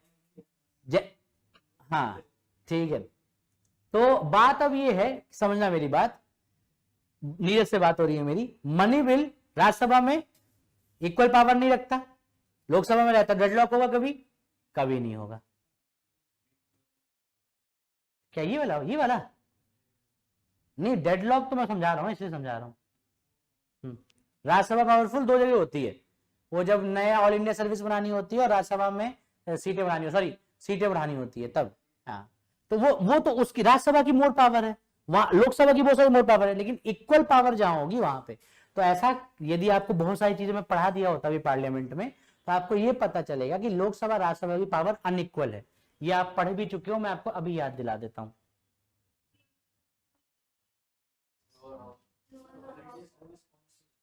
अरे आईएएस इंडियन फॉरेस्ट वाला याद नहीं यार, 300 के समथिंग में, ठीक है। पॉपुलर, हाँ ठीक। तो अब जब डेडलॉक हो सकता है, तो डेडलॉक किसी कंडीशन में हो सकता है कि दोनों पावर इक्वल हो। तो पहले हमको ये समझना है कि जो ऑर्डिनरी बिल्स होते हैं, जैसे अभी मैंने फालतू का एक क्वेश्चन देखा जीन्स वाला, तो ऑर्डिनरी बिल टाइप का है, यहाँ पे डेडलॉक हो सकता है। फाइनेंशियल बिल में कभी नहीं हो सकता आपका, ठीक है। फाइनेंशियल बिल भी दो प्रकार के होते हैं, अभी आप नहीं जानते हो, ठीक है। एक में लोकसभा पावरफुल होता है, एक में इक्वालिटी होती है, अभी बस इतना जान लो। फिर एक होते हैं, क्या बोलते हैं, कॉन्स्टिट्यूशनल लॉ, ठीक है। फिर होते हैं एक बार भाई आपके मनी बिल। मनी बिल में लोकसभा की सबसे ज्यादा पावर होती है, क्योंकि मनी बिल पीपल का मनी होता है, वहां राज्यसभा को ज्यादा पावर नहीं होती। मतलब राज्यसभा के पास 14 दिन होते हैं, हाँ बोलो ना बोलो फर्क नहीं पड़ता, लोकसभा जो बोलेगी वही होगा, तो डेडलॉक बनता ही नहीं। तो अब पहली बात, लोकसभा राज्यसभा ऑर्डिनरी बिल्स पे डेडलॉक क्रिएट कर सकता है, और कोई ऐसा ऑर्डिनरी बिल लगे आज तक, 3 है आज तक जिसपे ज्वाइंट सिटिंग बैठाई गई है, ठीक है। अब बात क्या है कि प्रेसिडेंट बुला सकता है, गवर्नर नहीं, पीएम नहीं, स्पीकर नहीं। अगला क्वेश्चन, लोकसभा और राज्यसभा दोनों जब साथ में बैठेगी तो स्पीकर कौन बनेगा? नहीं, लोकसभा का स्पीकर नहीं, लोकसभा स्पीकर करता है।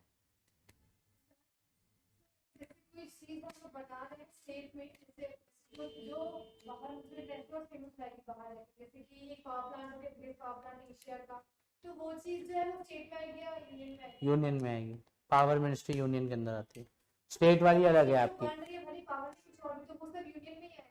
हाँ, रेस्टोडेरी पावर है तो यूनियन में आएगा। और यदि देखा जाए तुम्हारा वाला तो ढूंढना पड़ेगा कौन सा सब्जेक्ट के अंदर आता है। एनर्जी यूनियन में आता है तो एनर्जी यूनियन लिस्ट में आएगा। मान लो स्टेट में, स्टेट के भी इलेक्ट्रिसिटी पर डिस्कॉम स्टेट के अंदर होते हैं, डिस्ट्रीब्यूशंस, ठीक है। कुछ पूछ रहे हैं? प्रेसिडेंट बुलाता है, लेकिन हेड जब लोकसभा राज्यसभा सामने बैठी है तो स्पीकर बैठेगा।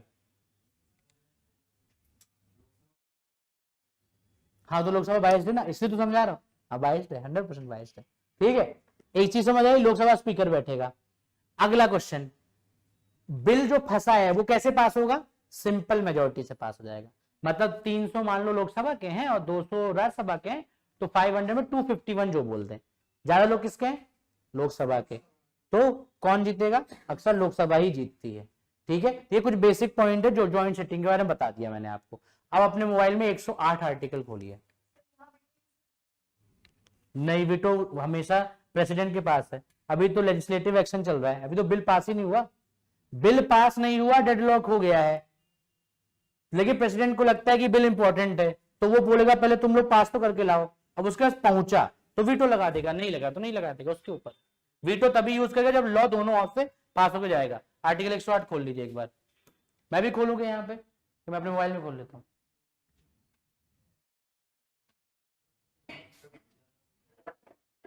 क्या बोल रहा है? खुल जाता तो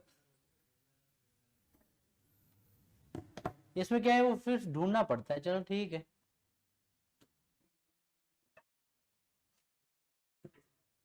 हाँ भैया।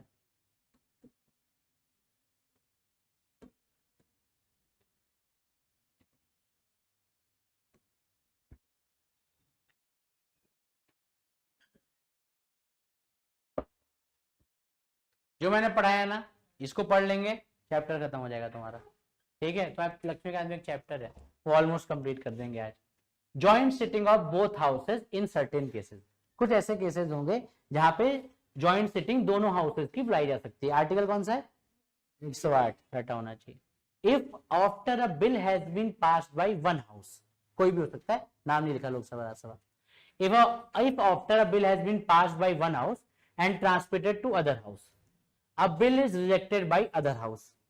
लोकसभा ने पास किया, राज्यसभा फेल कर दिया, राज्यसभा ने पास किया, लोकसभा फेल कर दिया, ठीक है। The house have finally disagreed as to the amendment to be made in bill. Lok Sabha ने बोला इसको अमेंड करके भेजो, राज्यसभा मना कर दिया, राज्यसभा ने बोला इसको अमेंड करके भेजो, लोकसभा ने मना कर दिया, मतलब डेडलॉक क्रिएट हो रहा है। ये तभी हो सकता है जब दोनों के पास इक्वल पावर, जब इक्वल पावर नहीं तो हो ही नहीं सकता कभी डेडलॉक।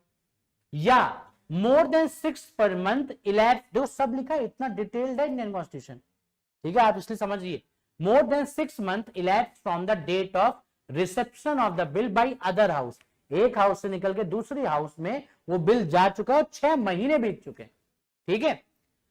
और the bill being passed by it the president में, कौन, प्रेसिडेंट में, unless the bill has lapsed. अब एक क्वेश्चन होता है लैप्स नहीं होना चाहिए बिल, लैप्स कब होता है, जब सरकार गिर जाती है, उसके भी बहुत सारे रूल्स हैं, बहुत डीप हो जाएगा, अभी मैं यहीं पे रोक लूंगा अपने आप को, कहीं कहीं लैप्स नहीं होगा। अभी बताओ लोकसभा भंग होती है, तो लोकसभा में यदि कोई बिल डिस्कशन में चल रहा था, जब नई लोकसभा आएगी तो वो बिल वापस रीइंट्रोड्यूस कराना पड़ेगा, तो लोकसभा का वो बिल वापस लैप्स हो जाता है। लेकिन राज्यसभा तो गिरती नहीं, तो यदि राज्यसभा में कोई बिल है तो लैप्स नहीं होता, यदि कोई राज्यसभा शुरू होता है तो अलग कहानी है लैप्सिंग की, वो कभी और देखेंगे। मतलब उसमें ये लिखा हुआ है unless the bill has lapsed by a reason of dissolution of house of people, Lok Sabha, notify to the house by message, president may notify to the house, unless ये लैप्स ना हुआ हो लोकसभा के कारण। समझ आया आपको? President may notify to the house by messaging if they are sitting और by public notification they are not sitting. मान लो एडजर्नमेंट चल रहा है, ठीक है, या प्रोरोग हो चुका है, सेशन नहीं बैठा है, तो पब्लिक नोटिफिकेशन से बोलेगा कि जब बैठोगे तो करेंगे या अभी बैठे हो तो करेंगे। एक एक चीज का ख्याल रखा गया है legal language. If they are not sitting, president may notify the house his intention to summon, जानते हैं आप, them to meet in a joint sitting for the purpose of deliberation and voting on the bill, provided that nothing in this article shall apply to money bill। क्यों? Money bill वैसे ही equal power की होती नहीं है, Lok Sabha has more power in it. आगे बढ़ते हैं, यहां तक क्लॉज समझ आ गया आपको? ठीक है। अब जो भी क्वेश्चन मैंने अभी आपसे डिस्कस किया ना बिना इसको पढ़े, वही आ रहा है, प्रेसिडेंट समन करेगा, डेडलॉक क्रिएट कैसे होगा, ठीक है। आगे, in reckoning any of such period, अभी जो 6 महीने का इलैप्स है ना उसका एक्सप्लेनेशन दे रहे हैं। In reckoning any such of period of 6 months as referred in clause 1, no account shall be taken of any period during which house referred to sub clause C of the clauses prorogued or adjourned for more than 4 consecutive days। मान लो किसी कारण प्रोरोगमेंट हुई थी, पता है प्रोरोगमेंट क्या होती है, अगला सेशन की तैयारी, एडजर्नमेंट में तो 2-3 दिन का ब्रेक, यदि 4 दिन से ज्यादा है तो वो 6 महीने में काउंट नहीं होगा। ये एक सजेशन, ये एक चीज बताई गई है कि काउंट जैसे है ना 24 घंटे के अंदर जुडिशियल मजिस्ट्रेट को दिखाना है, उसमें ट्रेवलिंग टाइम नहीं आता है ना, ऐसे करके। तो इसमें बोला कि जो 6 महीना तुम सोच रहे हो ना, उसमें ऐसी चीज को मत गिन लेना कि पता चला 4 महीने तो प्रोरोग था, उस तो 4 महीने वो गिन लिए, 2 महीने ऐसे गिन लिए, नहीं, बेवकूफी वाला काम नहीं करना है। 6 महीने का ये है, ज्यादा इंपॉर्टेंट नहीं, ऐसे क्वेश्चन नहीं आते, लेकिन आपको समझ आ गया ये एकदम। चलो, where the president has under clause 1 notifies his intention for summoning of the house to meet a joint sitting, neither house shall proceed further the bill। बोल दिया है उसने जॉइंट सिटिंग के लिए, अब तुम लोग डिस्कशन मत करना इस पे, टू टाइम वेस्ट कर रहे हो, वहीं पे होगा जो होगा, यही लिखा हुआ है, समझ आया आपको? But the president may at any time after a date of his notification summon the house to meet in a joint sitting for the purpose specified in the notification, and if he does so the house shall meet accordingly। ठीक है, 108 article यहां तक आ गया आपका।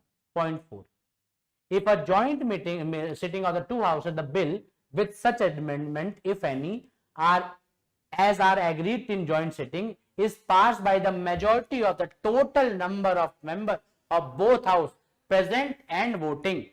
मान लो लोकसभा 200 की है, राज्यसभा 200 की है, 400 हुए मान लो, लेकिन आए उस दिन 350 ही, तो प्रेजेंट एंड वोटिंग का हाफ, समझ गए? इसको कहते हैं simple majority, not the total membership, present and voting का साफ साफ लिखा हुआ है, ठीक है।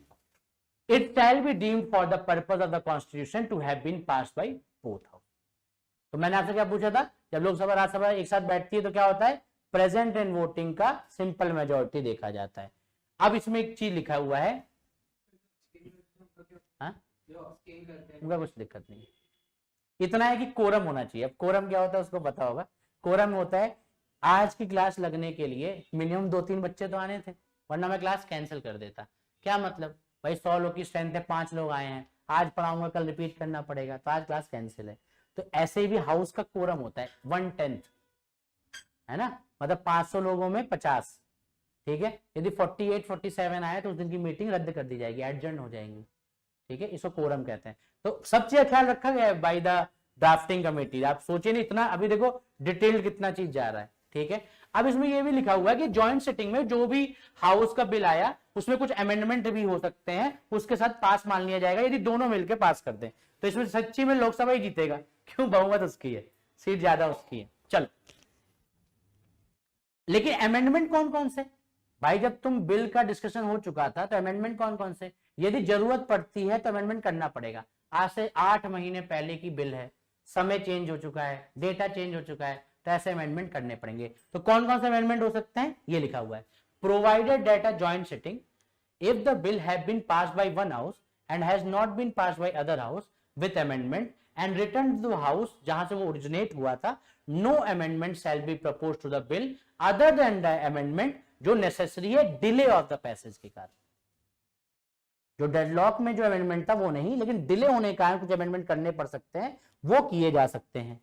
If the bill has been passed and returned only such amendment aforesaid, जो ऊपर कहा गया, shall be proposed such other amendment as are relevant to the matter with respect to which the house has not agreed and the decision of the person presiding as to amendment which are admissible under the clause shall be final। तो ये दो amendment के laws है, अभी मत समझिएगा, ज्यादा आपके लिए ज्यादा हो जाएगा। Next, a joint sitting may be held under this article and a bill passed thereat notwithstanding that a dissolution of the house of people has intervened since the president notified his intention to वो, मतलब कुल मिला के ये यदि lapse हो जाता है तो नोटिफिकेशन आ चुका है तो कोई दिक्कत नहीं है, मतलब सरकार गिर गई उससे पहले यदि समन बोल दिया गया है तो वो होगा, यदि बाद में बोला होता तो डिसोल्यूशन हो चुका है तो वो नहीं होता, ठीक है।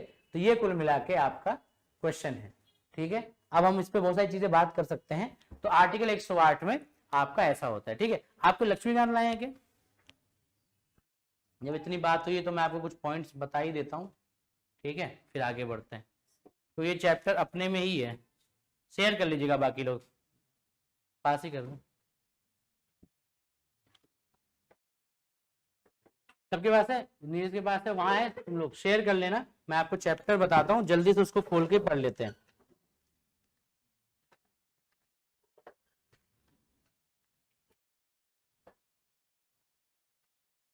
कोई चैप्टर बताना मेरे को यार, जल्दी उसको मिल जाए तो। जॉइंट सिटिंग,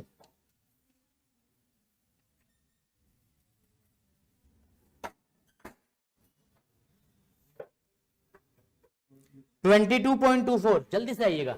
22.24 तू भी तो नहीं लाया, बैठ जा, किसी के साथ लड़ाई है तेरी, किसी के साथ क्या चाहता है, कोई तेरे को बुलाए,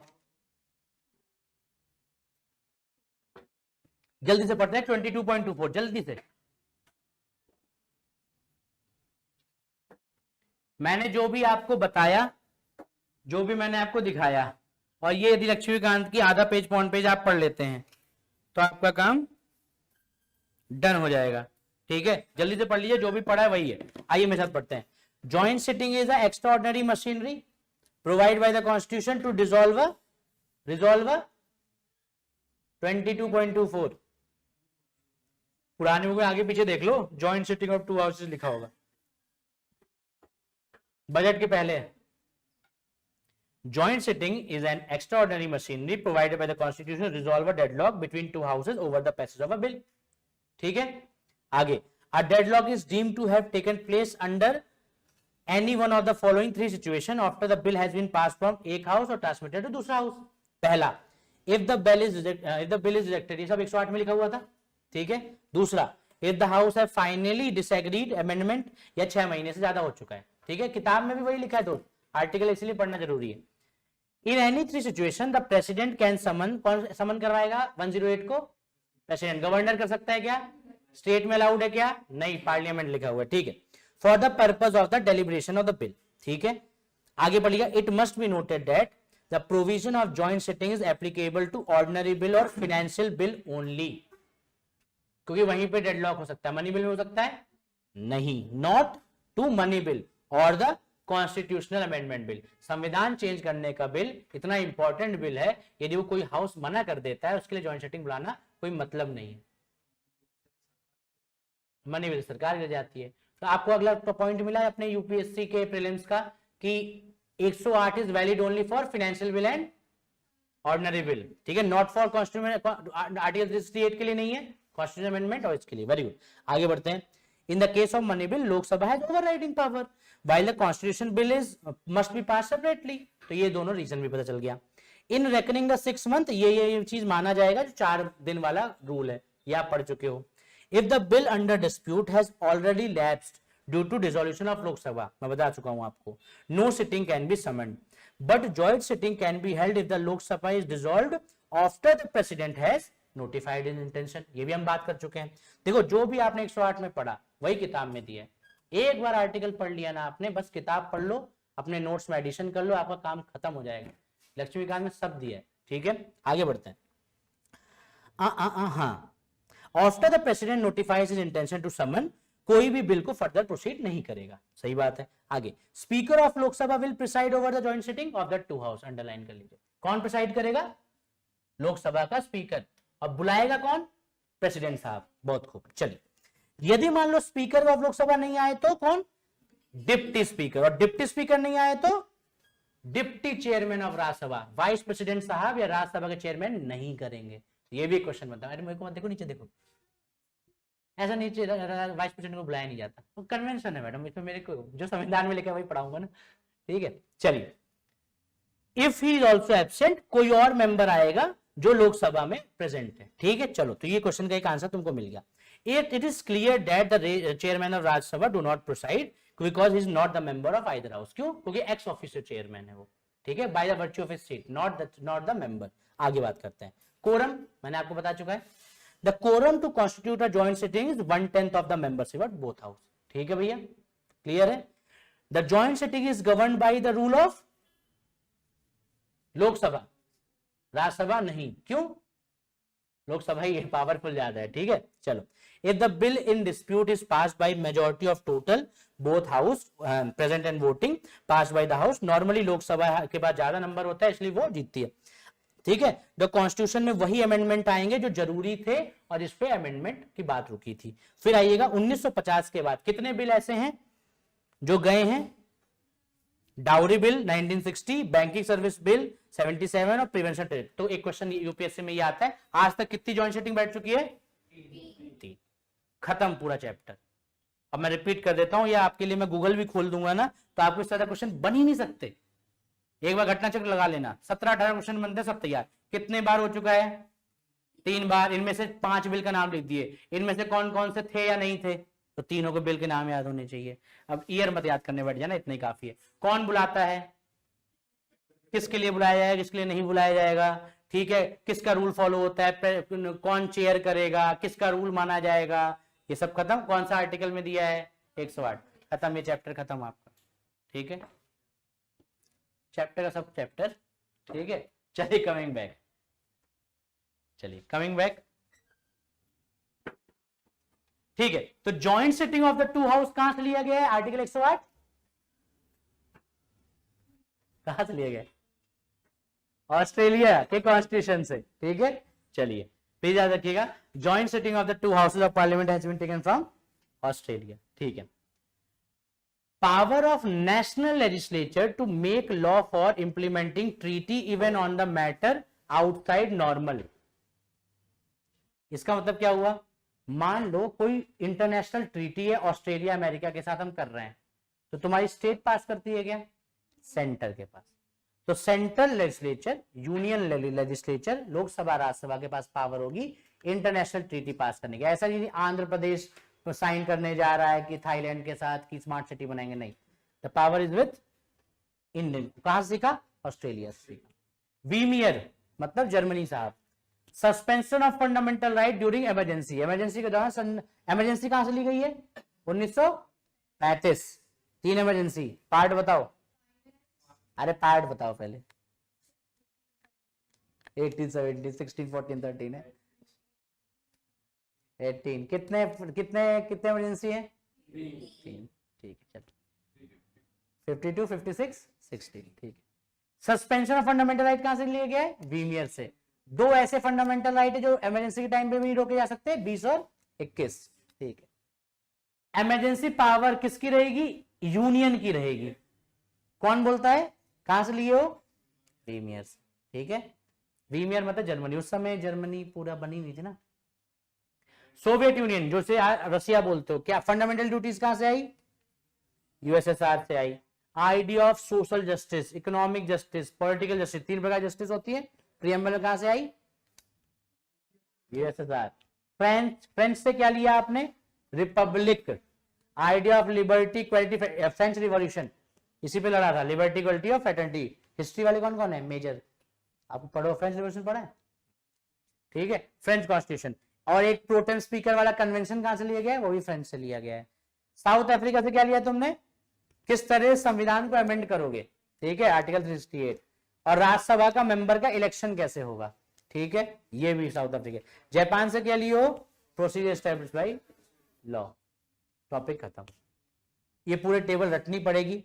पेपर से रिलेटेड जो जो पॉइंट थे, जो समझाना था, मैं समझाया आपको। ठीक है, due process established by law 108 तो पूरा डिस्कस कर लिया आपके साथ, छोटा था इसलिए।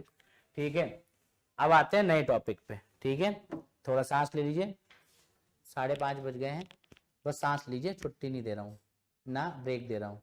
ठीक है, तो ब्रेक तो वैसे भी नहीं लेते रहना बीच बीच में। ठीक है, तो 2 फीचर पढ़े हमने। दूसरा फीचर वेरी इंपॉर्टेंट प्रीलिम्स के लिए। ठीक है, मेन से भी छोटा क्वेश्चन आ सकता है, in list the borrowings from different countries. तो आपको 4-4, 5-5 याद होना पड़ेगा। पार्ट याद नहीं हो पाया, शेड्यूल याद नहीं हो पाया, क्या ही याद होंगे, लेकिन मैं इस उम्मीद से चलता हूं कि कल मैं फिर पूछूंगा, एक बच्चा फिर बैठेगा, बात सब खड़े रहेंगे। ठीक है, चलिए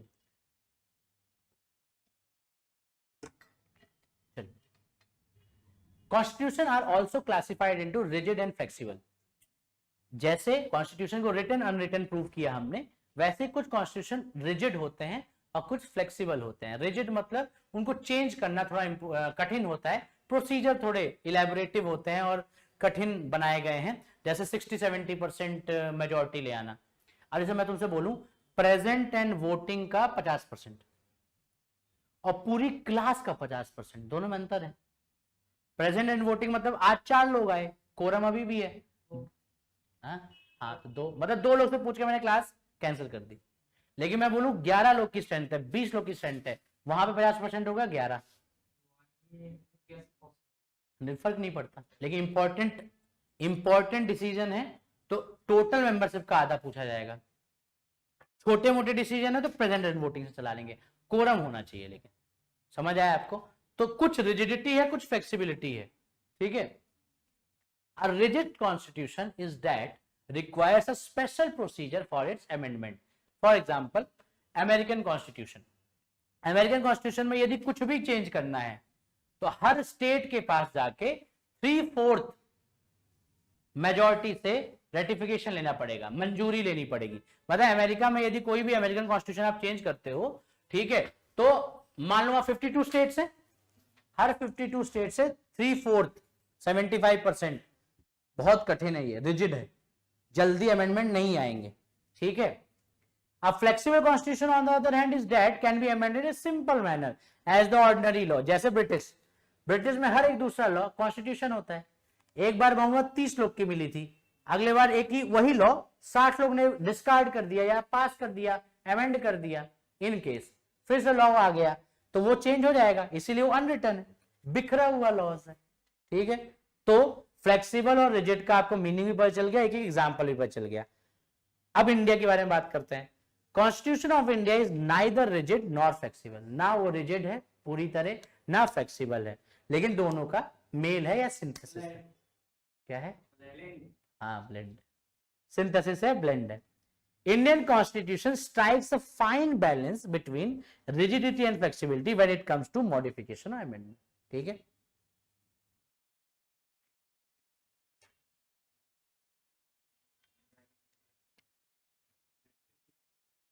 हाँ, लेकिन फिर उसका जो केस बना उसने उसको कर दिया, उसने क्या बोल दिया था, power of parliament to change Indian constitution, पूरा टाइटल चेंज करवा दिया था।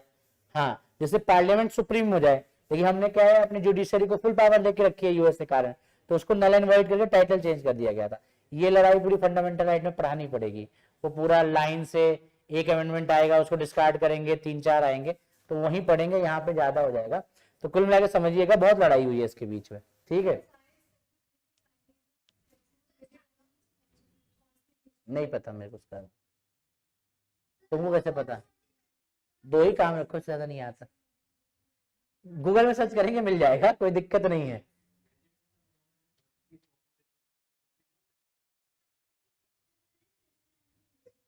हाँ ये चेक कर लेना नेट में, मेरे को नहीं पता, मैं ऐसे कुछ बोल दूं गलत हो जाए तो मैं बोलने से बचता हूं।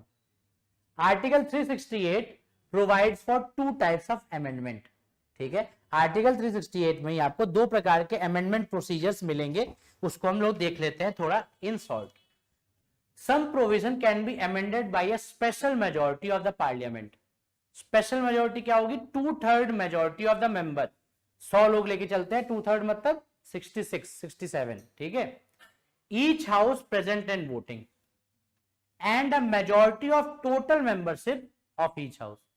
पहले की पूरे जो हाउस है उसकी मेजॉरिटी और उसका फिर 2/3, तो थोड़ा कठिन लग रहा है तुमको, समझ आ रहे हो?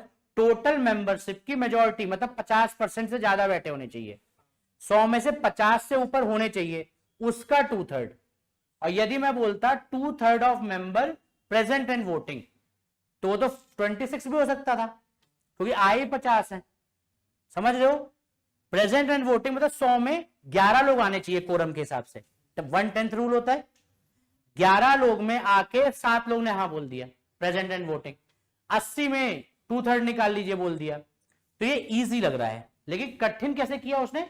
कुछ प्रोविजन के लिए बोला है पहले मेजॉरिटी ऑफ टोटल मेंबरशिप आनी चाहिए, मतलब 100 में से 51 तो होने ही चाहिए, उसका 2/3, तो थोड़ा कठिन हो जाता है, ठीक है। मतलब यहां रिजिडिटी दिखाई गई है। Some other provision can be amended by special majority of the parliament with the ratification by half of the total state. पहले तुम पास करो 2/3 मेजॉरिटी से, फिर हर स्टेट के पास जाओ, और हर स्टेट में सिंपल मेजॉरिटी से पास होगा। 28 स्टेट में जैसे ही 15 स्टेट हाँ बोल देंगे, जीएसटी लागू हो जाएगा, है ना। तो एक कितना इजी था, लोकसभा राज्यसभा में काम बन गया। एक के बाद लोकसभा राज्यसभा में जाके हर स्टेट लेजिस्लेचर में जाके 50-50% की रेटिफिकेशन मंजूरी लेनी पड़ी। और मान लो 28 में से 15 लोग ने हाँ नहीं बोला, तब तक आपको वेट करना पड़ेगा। जैसे भी कोई 15 बोल दे, ratification of 50% has been done. तो ये कठिन है, ये रिजिडिटीज में है, ठीक है। हाँ। क्या क्या क्या हो गया? क्राइम क्यों क्राइम हुआ?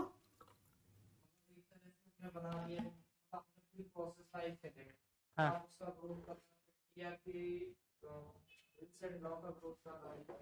हाँ, लेकिन you have right to assemble, right to dissent. गोलीबारी मत चलाओ, खड़े रहो चांदनी चौक के सामने। चांदनी चौक नहीं, कौन सा है वो एरिया दिल्ली में? लाल बाग नहीं है, कोई एक एरिया है, वहां पे बहुत सारे धरने अलाउ किए गए गवर्नमेंट ऑफ इंडिया द्वारा कि वहां जाके धरने दे सकते हो। रोज जाओ, वहां कोई ना कोई धरने चलते रहते हैं। करोल बाग में नहीं, करोल बाग याद नहीं आ रहा, मैं बताऊंगा। हाँ तो फिर तुम्हारे यहाँ कलेक्ट्रेट ने वहां अलाउ किया होगा। हाँ नहीं, वो नहीं, याद नहीं आ रहा, मैं बता दूंगा। At the same time, some provision of the Constitution can be amended by simple majority, मतलब present and voting का 50%, ठीक है, in the manner of ordinary legislative procedure. Notably, these amendments do not come under 368. मतलब संविधान change करने के 2 तरीके हैं। 368 जो थोड़ा रिजिड है, और कुछ ऐसे सिंपल मेजोरिटी वाले जो 368 से बाहर भी रखे गए हैं, वो सिंपल है। नया स्टेट बनाना, प्रेसिडेंट पूछेगा लेजिस्लेचर से, लेजिस्लेचर बोले हाँ ना बोले फर्क नहीं पड़ता, पार्लियामेंट 50% प्रेजेंट एंड वोटिंग से पास करके छत्तीसगढ़ झारखंड बना दिया। देश कॉन्स्टिट्यूशन का एक अमेंडमेंट माना भी नहीं जाता इसको वैसे कायदे से, लेकिन आपने एक सिंपल चेंजेस से एक चेंजेस ले आए। और कुछ चेंजेस के लिए जीएसटी के लिए आपको रेटिफिकेशन लाना पड़ा बहुत सारे स्टेट्स का, ठीक है। तो यहां पे हम एक blend of rigidity and flexibility देख सकते हैं। तो तो इसको यहीं पे खत्म करते हैं। इसके बाद आता है, इसको समझाने के लिए एक होता है टाइप्स ऑफ मेजॉरिटी। मैं अगले दिन आपको सबसे पहले यही समझाऊंगा, ठीक है। तो मेरा आपसे यही कहना है कि आपने अभी तक क्या समझा, रिजिडिटी और फ्लेक्सिबिलिटी। यहाँ पे मेजॉरिटी बार बार डिस्कस हो गई है, तो टाइप ऑफ मेजॉरिटी पढ़ाना आपको बहुत जरूरी है, ठीक है। और इसका मैं सोच रहा हूँ नोट्स भी दे दूंगा, क्योंकि लिखा तो हुआ है आपकी किताब में, और मैं जब पढ़ाऊंगा आगे पार्लियामेंट तो वहां पे नोट्स में रहेगा आपके। नहीं अभी पढ़ा रहा हूं तो लिखवा ही दूंगा, तो मैं कल आपको ही लिखवा दूंगा, तो मैं नोट्स भी लेके आ जाऊंगा उसके, ठीक है। तो कल सबसे पहले आपने यदि 368 की ब्लेंड रिजिडिटी फ्लेक्सिबिलिटी समझी है, तो यहीं पे मेजॉरिटी समझ लेते हैं। एब्सोल्यूट क्या होती है, स्पेशल क्या होती है, स्पेशल प्लस 50 क्या होती है, ठीक है। इफेक्टिव मेजॉरिटी क्या होती है, ठीक है। जैसे इफेक्टिव मेजॉरिटी में होती है, इफेक्टिव मेजॉरिटी ये होती है, मान लो 100 लोग की सीट है और 2 खाली है, तो 98 से गिना जाता है। 100 लोग की सीट है, 100 टोटल मेंबरशिप का आधा मान लिया गया, एब्सोल्यूट मेजॉरिटी 100 सीट का 50%। 2-3 में अंतर होता है मैडम, इसलिए मैं आपको बता रहा हूं, कल आपको लिखवा के समझाऊंगा, इसमें बहुत सारे डाउट होंगे, क्योंकि यहाँ पे प्रेजेंट नहीं है, आप कंफ्यूज हो जाओगे। मेरी बात समझना, मैं आपको थोड़ा समझा देता हूँ, कल की क्लास यहीं से स्टार्ट करेंगे। यहां तक आपको समझ आ गया? मैं आपको एक चीज समझाता हूं।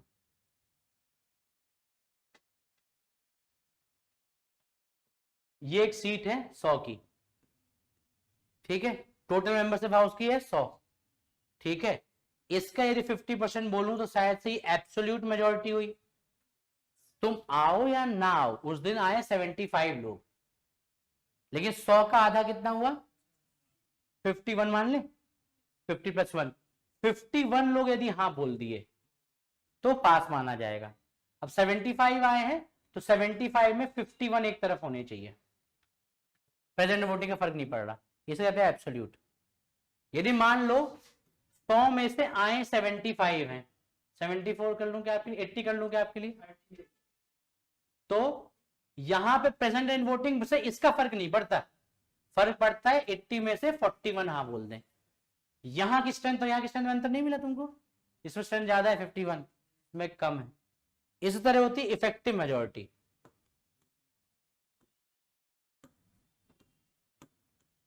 सौ की सीट है, 2 सीट क्यों खाली है, या तो कोई इलेक्टेड मर गया हो या तो छोड़ दिया हो, तो इफेक्टिव मेजॉरिटी कितनी है 98 की, इसका 58% होगा से 49। अब उस दिन कितने भी आए, लेकिन हमको ये बिल इफेक्टिव मेजॉरिटी से पास करना है, रूल लिखा हुआ है, तो हमको फर्क नहीं पड़ता जितने आए हैं उसका आप 49 की बहुमत लाओ, पास करा जाओ बिल। समझ रहे हो? तो एक हो गई एब्सोल्यूट मेजॉरिटी टोटल मेंबरशिप की, ठीक है। Simple majority present and voting की, इफेक्टिव इस तरह की सीट को हटा के उसकी मेंबरशिप की। फिर होती है स्पेशल, जिसमें टोटल मेंबरशिप तो होनी चाहिए उसका 50 + 2/3 और उसके एक लेवल ऊपर रेटिफिकेशन। तो ये बहुत सारे टाइप ऑफ मेजॉरिटी हो गया। नहीं समझ आया ना, लिखने के साथ ही समझ आएगा जब मैं लिखवाऊंगा। हाँ, स्पेशल मेजॉरिटी 2/3 वाली, हाँ 10 वाली, हाँ कौन से 50-50 हो गए? तो फिर कास्टिंग वोट दी है ना स्पीकर को, करेगा कास्टिंग वोट, सबका इजाज है। कास्टिंग वोट ये होती है कि स्पीकर पहली बार में कभी वोट नहीं करता, लेकिन यदि 50-50 हो जाए तो उसके पास होती है पावर ऑफ वोट, तो वो वोट किसका करेगा, जिस पार्टी का वो है। हाँ 50-50 होना भी होता है क्योंकि विप लगते हैं ना, ठीक है, तो ऐसा होता है। तो इसको मैं करवा तो दूं, लेकिन बात क्या, बिना नोट्स लिखे समझ नहीं आएगा। समझ जाओ, हमारे पूरे पार्लियामेंट, पूरी कॉन्स्टिट्यूशन पढ़ने के बाद बहुत प्रकार के प्रोसीजर पता चलते हैं हमको बिल पास करने के। कुछ बहुत छोटे तबके के non important bill simple majority, थोड़ा उससे ऊपर इफेक्टिव, उससे ऊपर एब्सोल्यूट, फिर स्पेशल मेजॉरिटी, फिर स्पेशल प्लस 50%। अरे रेटिफिकेशन वाला 50% ऑफ द स्टेट।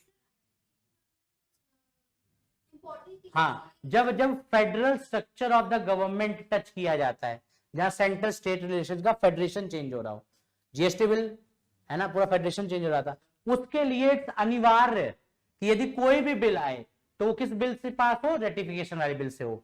फलान ढिकान बिल पास करने के लिए you always need effective majority, ऐसा लिखा है संविधान में, लेकिन ये नहीं लिखा है दोस्त कि this will be passed by effective, नहीं, उसमें ऐसा लिखा रहेगा this will be passed by absolute membership of the vote. तो आपको पकड़ना पड़ेगा, अच्छा एब्सोल्यूट सर ने बताया था, अच्छा वो वाला टोटल एब्सोल्यूट, अच्छा इस तरह से। कहीं ऐसा नहीं लिखा हुआ है कि ये मेजोरिटी बिल है, ये माइनॉरिटी बिल है, ये इफेक्टिव बिल है। आपको उसकी लैंग्वेज से पकड़ना पड़ेगा, इसके लिए नोट्स चाहिए। जब मैं कल राज्यसभा के मेंबर चेंज करवाऊंगा, उसमें इफेक्टिव बिल आएगा, ठीक है, तो उसमें मैं तुमको आर्टिकल पढ़ाऊंगा, तो वहां वर्ड पकड़ना पड़ेगा। तो क्या है ना, रिकॉर्डिंग है, बार बार गूगल यूज करना सही नहीं है, तो we need a better rule.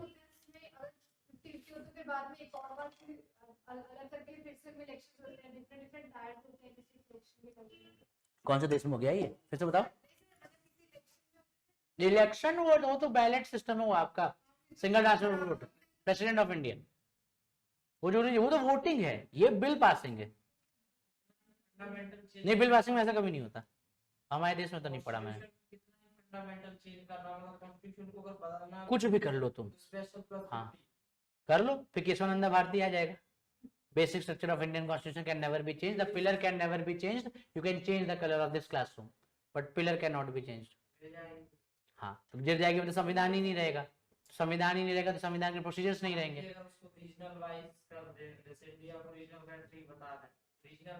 Non secular बता दें, हाँ अलाउड ही नहीं है, कर लो, procedure establish by law, pass करवा लो, लेकिन as per the due process of law and judicial review, judiciary इसको अंडर कंसिडरेशन लेगा, और लेने के बाद वो बोलेगा secularism is the feature of the Indian constitution and it is the backbone और बेसिक स्ट्रक्चर, और basic structure can not be change by the parliament itself. तो उसको बिल को क्या कर देंगे, नल एंड वॉइड। कोई दिक्कत नहीं, केशवानंदा जी गए आए हैं मार्केट में, वो बेसिक स्ट्रक्चर आए हैं, और बेसिक स्ट्रक्चर आज तक उन्होंने कभी डिफाइन भी नहीं किया जजमेंट ने। कल नया बेसिक स्ट्रक्चर आ सकता है आपके जीवन में, हाँ ऐसा किया गया है। तो देखो, जो पार्लियामेंट सुप्रीमेसी को सपोर्ट करते हैं वो जुडिशरी को ऐसा बोलते हैं, और जो जुडिशरी को करते हैं, क्योंकि हमने दो फिलॉसफी को एक साथ रख दिया यार। अब आपके पास कुल्फी भी है और वाडीलाल भी है, कुछ कुल्फी लवर्स होता है हमारे फादर मदर, और हम लोग को कुल्फी फ्लेवर नहीं पसंद होता, हमको वाडीलाल सिस्टम पसंद होता है। तो ये इंटीग्रेशन है, इसे कभी कुछ नहीं है, आपके पापा भी सही है, आप भी सही हो, है ना, तो ऐसी वाली बात है। तो कल संडे की क्लास में सबसे पहले मैं 15 मिनट आपको लिखवा दूंगा what is are the different types of majority. अब हर मेजोरिटी के एग्जांपल होंगे, आर्टिकल ये में इफेक्टिव, आर्टिकल ये में स्पेशल, आर्टिकल में ये, हर आर्टिकल पढ़ेंगे गूगल में बैठ के, ठीक है। फिर आप कन्वर्जन क्रिएट करोगे, जैसे 108 समझा होगा आपने, तो ये करके हम मेजोरिटी समझ लेंगे, तो आप पूरे क्लास में मेजोरिटी कंप्लीट हो जाएगी। फिर हम आएंगे अपने आज के टॉपिक में जहां से हम एंड कर रहे हैं, ठीक है, the federal system with unitary बाइस, कनाडा वाला। हमने बहुत सारे ऐसे प्रोसीजर्स, फिलॉसफीज रखी हैं जहां पे हम हमेशा क्या करते हैं, ज्यादा फायदा किसको देते हैं, सेंट्रल गवर्नमेंट को। जैसे नया स्टेट बनाना किसके हाथ में है, सेंटर, तो हमारा स्टेट का बंटवारा कौन कर रहा है, सेंटर कर रहा है, बायसनेस है, XYZ। तो इसको चालू करने से अच्छा पहले मेजोरिटी समझा दी जाए आपको, और फिर इसको स्टार्ट कर दो। कल सबसे पहले क्लासेस रख ही लेते हैं, ठीक है, मैं रात तक एक बार फाइनल बता दूंगा, वैसे 80% क्लास रहेगी। तो सबसे पहले मेजोरिटी पढ़ेंगे, फिर हम पढ़ेंगे यूनिटरी बायसनेस, और डिफरेंट फीचर्स को डिस्कस करते रहेंगे with the due course of time. Federal unitary बायस देखिए, यहाँ पे यूनिटरी बायसनेस है, ठीक है। फिर उसके बाद हम आएंगे पार्लियामेंट्री फॉर्म ऑफ गवर्नमेंट में, ठीक है। पार्लियामेंट्री और प्रेसिडेंशियल में क्या अंतर होता है, यहाँ पे हमको समझने को मिलेगा। पार्लियामेंट्री को वेस्टमिनिस्टर मॉडल कहते हैं। वेस्टमिनिस्टर क्यों कहते हैं बता, नहीं वेस्टमिनिस्टर जगह का नाम है जहां पे ब्रिटिश की, लंदन की पार्लियामेंट बैठती है, ठीक है, इसलिए इसका नाम आया, वहीं से ये चीजें स्टार्ट हुई ऐसे करके। क्वीन हेड नहीं करती, queen is the head of state, वहां के PM हेड करते हैं पार्लियामेंट को, टिटुलर हेड, हाँ ठीक।